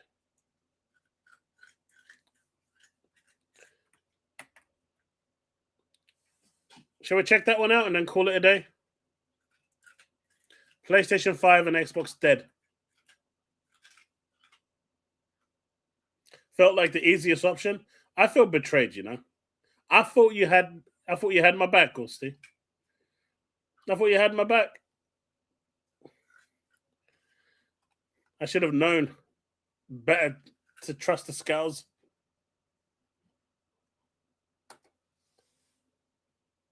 Hey there, gamers. Dreamcast Guy here. Today we're talking about Xbox versus PlayStation because a very, very strange report has just come out. Apparently, currently, Xbox is literally experiencing its lowest sales ever. Since the invention of Xbox, things have never sold so bad. But the part of it that's extra strange is that apparently PlayStation isn't doing a lot better. Right now, this is the lowest console sales have been for PlayStation since the year 2000. Literally, in the last 26 years, this is the lowest things have been since the original PlayStation, meaning that every other PlayStation system, even the weird ones, PlayStation TV, PSP, PlayStation Vita, everything, PS1, 2, 3, 4, everything is doing better than current era PlayStation 5. And I want to talk about this because there is now rumblings that stores are apparently saying they're not getting more PlayStation 5s. They're not getting new Xboxes. It sounds like in a lot of ways, everybody is basically just prepping for next gen. It sounds like next gen is going to be thousands of dollars for a system. And even if people can't afford it, that may be the only thing on store shelves. Let's get into it. Hi. I don't know. I think there's a direct correlation between the prices increasing and people saying, I don't want a console anymore. I think there is a literal direct correlation there. Prices went up, people stopped buying consoles. So how they think about what's going to happen next gen is going to be interesting. I mean, Sony already said, right? They're not expecting the sales of what they had for the past generations to be emulated for PS6. They're expecting much fewer sales. Many fewer sales. Hope you're having a great day. If you could, please give this video a like and subscribe if you haven't already. Now, I feel like part of what's so odd about this entire generation. Clay, I don't blame you, man. If you got a good PC right now, I mean, even then, you don't really need a good PC if playing on Ultra and stuff isn't your forte. But you get to access like 99% of all the games anyway. You're going to be missing out on, what, 1 or 2 games from PlayStation right now a year? It's nothing to write home about. 99% of all the games are going to be on the platform because Xbox puts their games day and day on PC. But, you know, it's just, I don't blame people for moving to PC. And considering how easy it is today to just plug up your PC into your flat screen TV, yeah, it's not a monitor. I get it. It's not running through DPI. But, you know, running through HDMI, Bob's your uncle, into your TV, and that's it. You've got your PC gaming running at 4K at whatever frame rate your machine can run. Happy days. Is how much PlayStation is just accidentally killing it. They're not really the best exclusives. They're not making the best third-party good stuff. It really is just the fact that PlayStation 5 is just so far out ahead. They don't really try. I mean, at this point right now, GTA 5 pre-orders are outselling Xbox 6-1 on PlayStation 5. And that's not because the PS5 has necessarily got, you know, the best battery life or the craziest cool experiences. It really is just the fact that right now, the PS5 is, the numbers are about 100. Well, it's also fake news. So, I don't know about that. It's also fake news, right? The 6-1 is fake news. It's coming from IGN's mailing list. 100 million PS5s are out there, whereas there's 25 million-ish Xboxes. Right now, Sony has just become the default console. Xboxes. They're just so far out in front. Where did the other 15 million go? 17-inch TV? Nah, mine's only 50. Mine's 65. The 70 was way too expensive, man. That everybody buys it because that's where the games are at. 70. That's where the gaming experiences are at, right? But this is the thing that's starting to make me kind of get the hairs on the back of my neck stand up. Major retailers are claiming there will not be enough PS5s and Xbox Series consoles this holiday season to meet the demand of Grand Theft Auto 6 due to RAM shortages. Now, Xbox has been very explicit about this. Asha Sharma is coming out and straight up saying that right now RAM prices just in the last 2 years have gone up 2.5%, or sorry, 2.5 times, meaning that, you know, say 2024, if you're building something for $1,000, now it costs $2,500. A lot of these systems straight up cannot afford to be made. And since they're buying these raw bits in chunks, you know, buying millions and millions of chips, a lot of these companies now, and I'm not agreeing with this decision, a lot of people are saying, okay, well, if I'm buying chips to build a PlayStation 6 or building chips to build a PlayStation 5, I'm going to build a PlayStation 6 because even if it doesn't sell, I'd rather have that future proofing on the store shelves, right? Which I just think is a bit of a mistake. But when I see Who's saying that?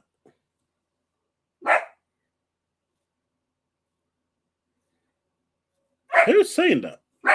stuff like this, Xbox console sales are at their lowest recorded ever, and PlayStation is at its lowest since the year 2000. The RAM has gone up 2.5 times. Nobody's buying £1,000 worth of RAM. Yeah, I haven't bought it. Like, I've been wanting to upgrade my RAM to 64 gig, and I can get 64 gig because I've got 4 sticks of 16 gigabyte, but I found that having those 4 sticks in made my PC really unstable. And looking everywhere, it just seems like four RAM sticks just isn't recommended. It's best to leave it in dual channel. So now I'm just running 2 16 gigabyte sticks. I have a single 32 gig there that I got for quite cheap. I think it was like £200, but I couldn't get a second one, and so it didn't come as a kit. And then the prices just went up like crazy, so it's just stuck there. I might just sell it off at this point.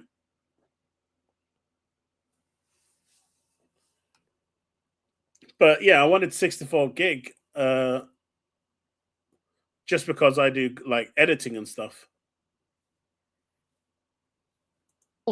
Look at these replies. We hear your concerns, and we're now going to raise your price another $100. Raise the prices, raise the prices, raise the prices. PS5 sell 58%. Gosh, Xbox fell only 12%, and yet the PS5 is still number 2 ahead of Xbox. This is really a sign of just how much the PS5 has been selling. That the reason this dropped off is because now we have the official price increases. Obviously, there's been bigger price increases for the Xbox, but the PS5, this was their last big price increase. That now the system that was like $600 is now $750. A lot of this stuff is just extremely pricey. It is funny that people also post, there's like a little extra detail. These are the launch editions of the Xbox Series X and the PlayStation 5. Not only is the PS5 now like this modular device where you're buying stuff in chunks, it is funny that now we still think of like the PS5 as this original version that nobody even uses that PS5 anymore. I did see this going around. Buy all of your tech now. Anything with a chip. The PS5, Nintendo Switch 2, iPhone, Galaxy S, PC, Xbox. Stop waiting if you can afford it now. We're comically underestimating how bad the market is about to become.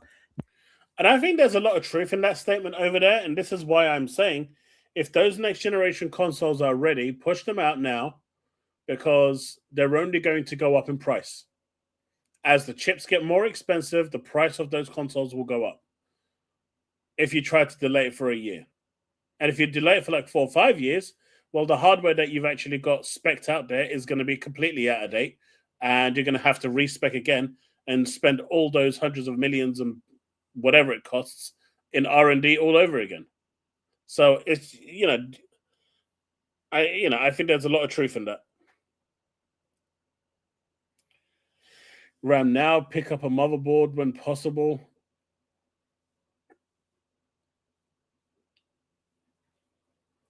And then when the next gen of AMD CPU drops, either grab one of them or a cheaper 9800. Yeah, I just grabbed the 9950X 3D.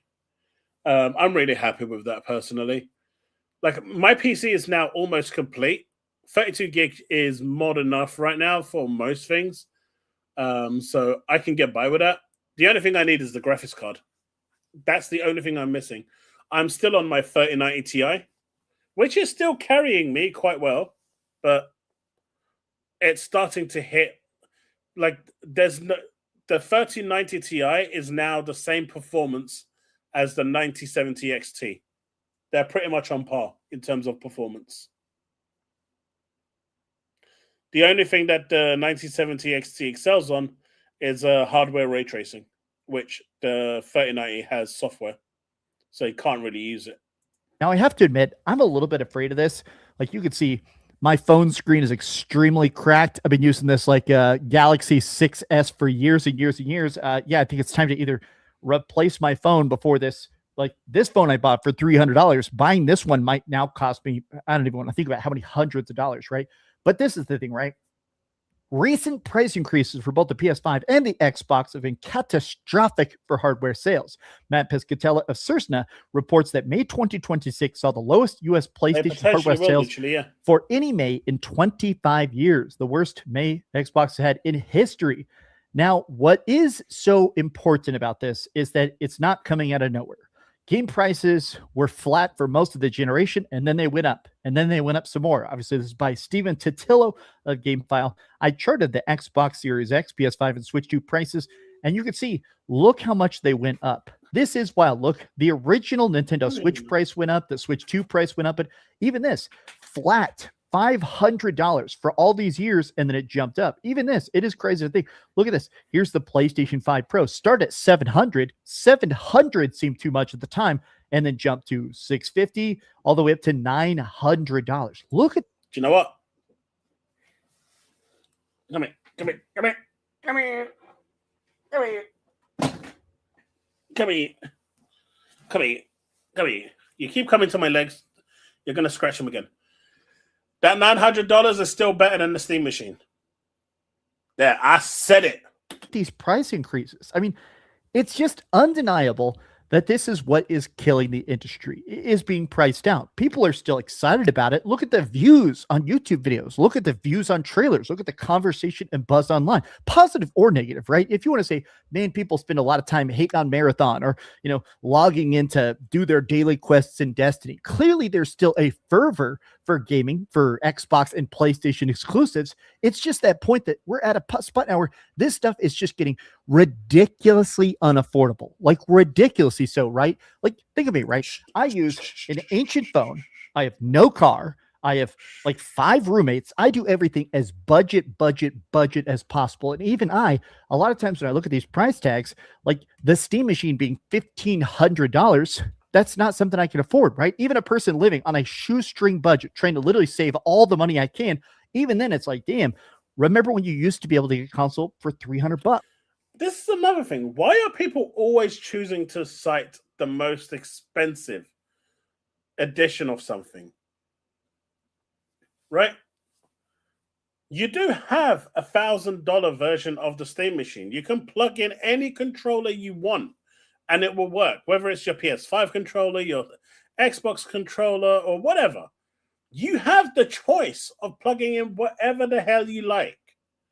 So, yes, it's $1,000 without a controller, which is crazy in this day and age, but it's still available as a choice for you to pick it up at $1,000 and have the console. I've never understood why people always have to go for the most expensive. Nibs does that as well, and it drives me nuts. Or even when you used to get stuff back for $100. Remember the $100 GameCube? That was integral to the growth of these systems. Now, people sort of forget that, but PlayStation, like the way they have measured their success over the decades has been growth. Not just, hey, did we sell this amount of games? How many new people are signing up to PlayStation Plus? How many new people are trying these games out? How many people are experiencing our classic catalog? And now it feels like they don't really care about that. It seems like in a lot of ways, like the PlayStation 6 handheld, they've been teasing that today. I'm excited about it conceptually, but their push towards live service, they don't care. They do not care about the games we're actually making. They're fully dead set on releasing the PlayStation 6, even if nobody buys it, nobody cares about it, nobody plays it. I feel like Sony's just in the spot where they would rather have unsuccessful systems rather. No, that's not the point. They stand to lose way more money if they don't release it if it's already done. Why is that so hard to understand? They stand to lose way more money if they don't go forward with it and try and reset the whole thing and reset the spec than if they would release it.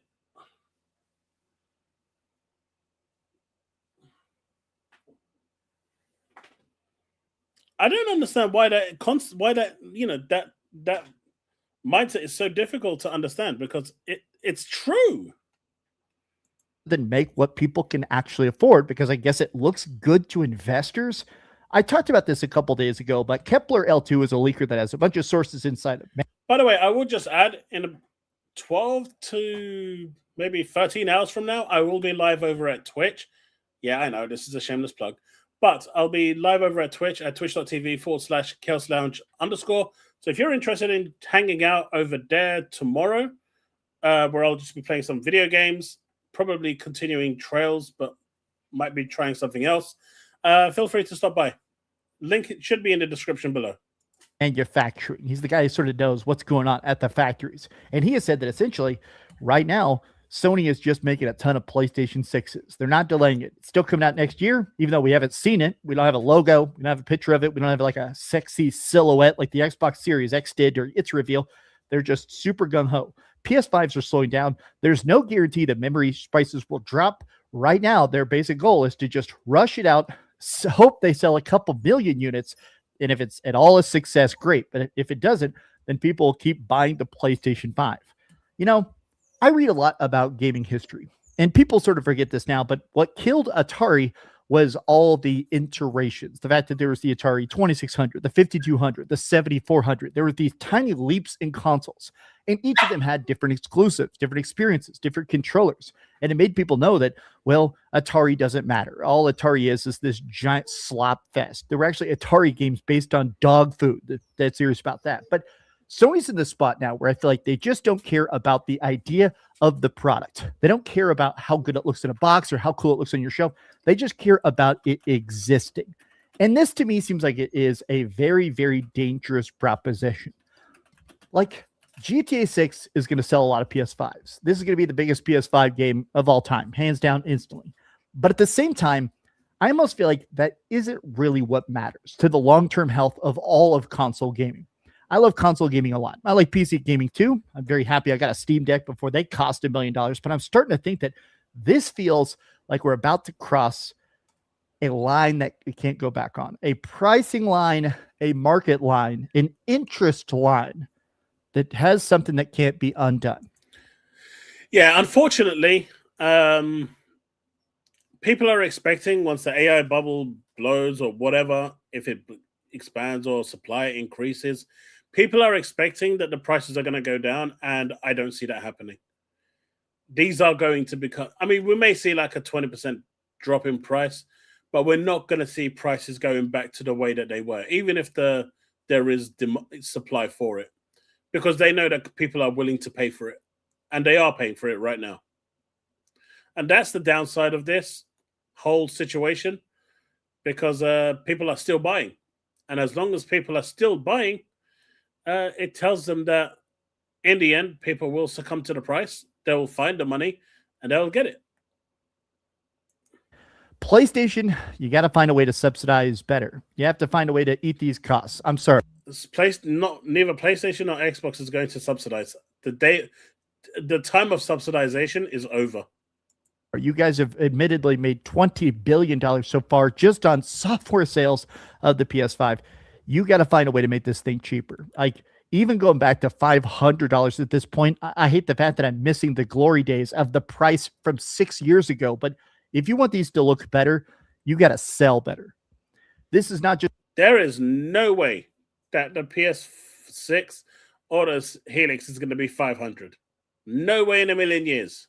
Just about marketing GTA 6. This is about selling systems for the long run. But these have been some off-the-cuff thoughts. No way in a million years. No way in a million years. Well, at least he wasn't lying out of his, you know.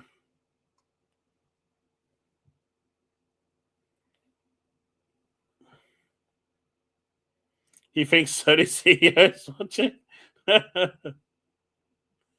I'm a meat cut butcher here in Oklahoma, but everyone is complaining about meat prices. But I'm like, it's never going to go back down because everyone is used to it now. So why would they?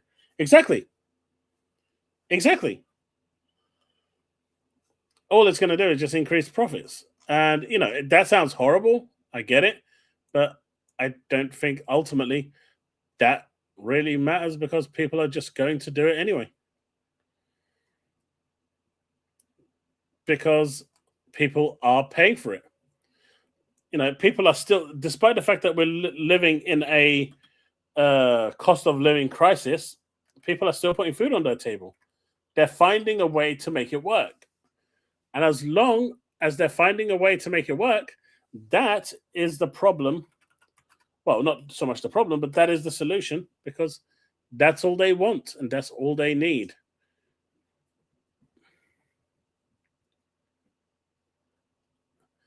And so, yeah, it's shitty, but it is how things are just going to be. You know? Now, there was this thing I watched today, but I can't find it. I'll probably try and find it for next time. It is getting quite late as well. But yeah, there was a video that I watched that compared games from yesteryear to today's games in terms of graphical fidelity, and how games in general just look worse now than they did before. But I can't quite find that video, and I don't know where I watched it either. So I'm going to try and find it and see if I can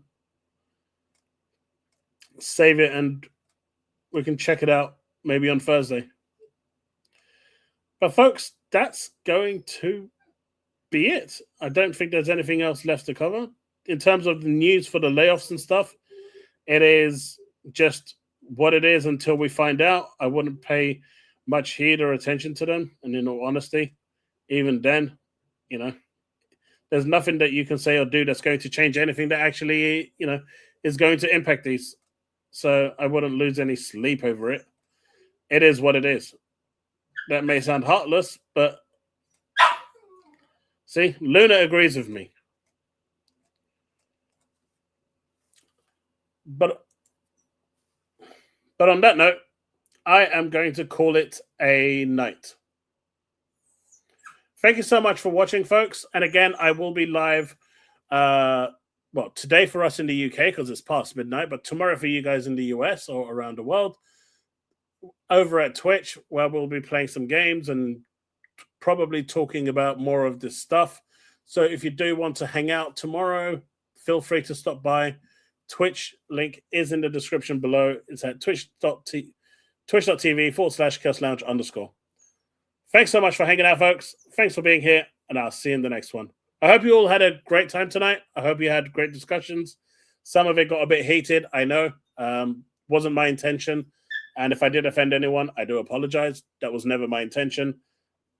I do respect everyone's opinion, and I hope you respect mine. But with that said, I hope you have a wonderful day tomorrow, and I'll see you then. Peace.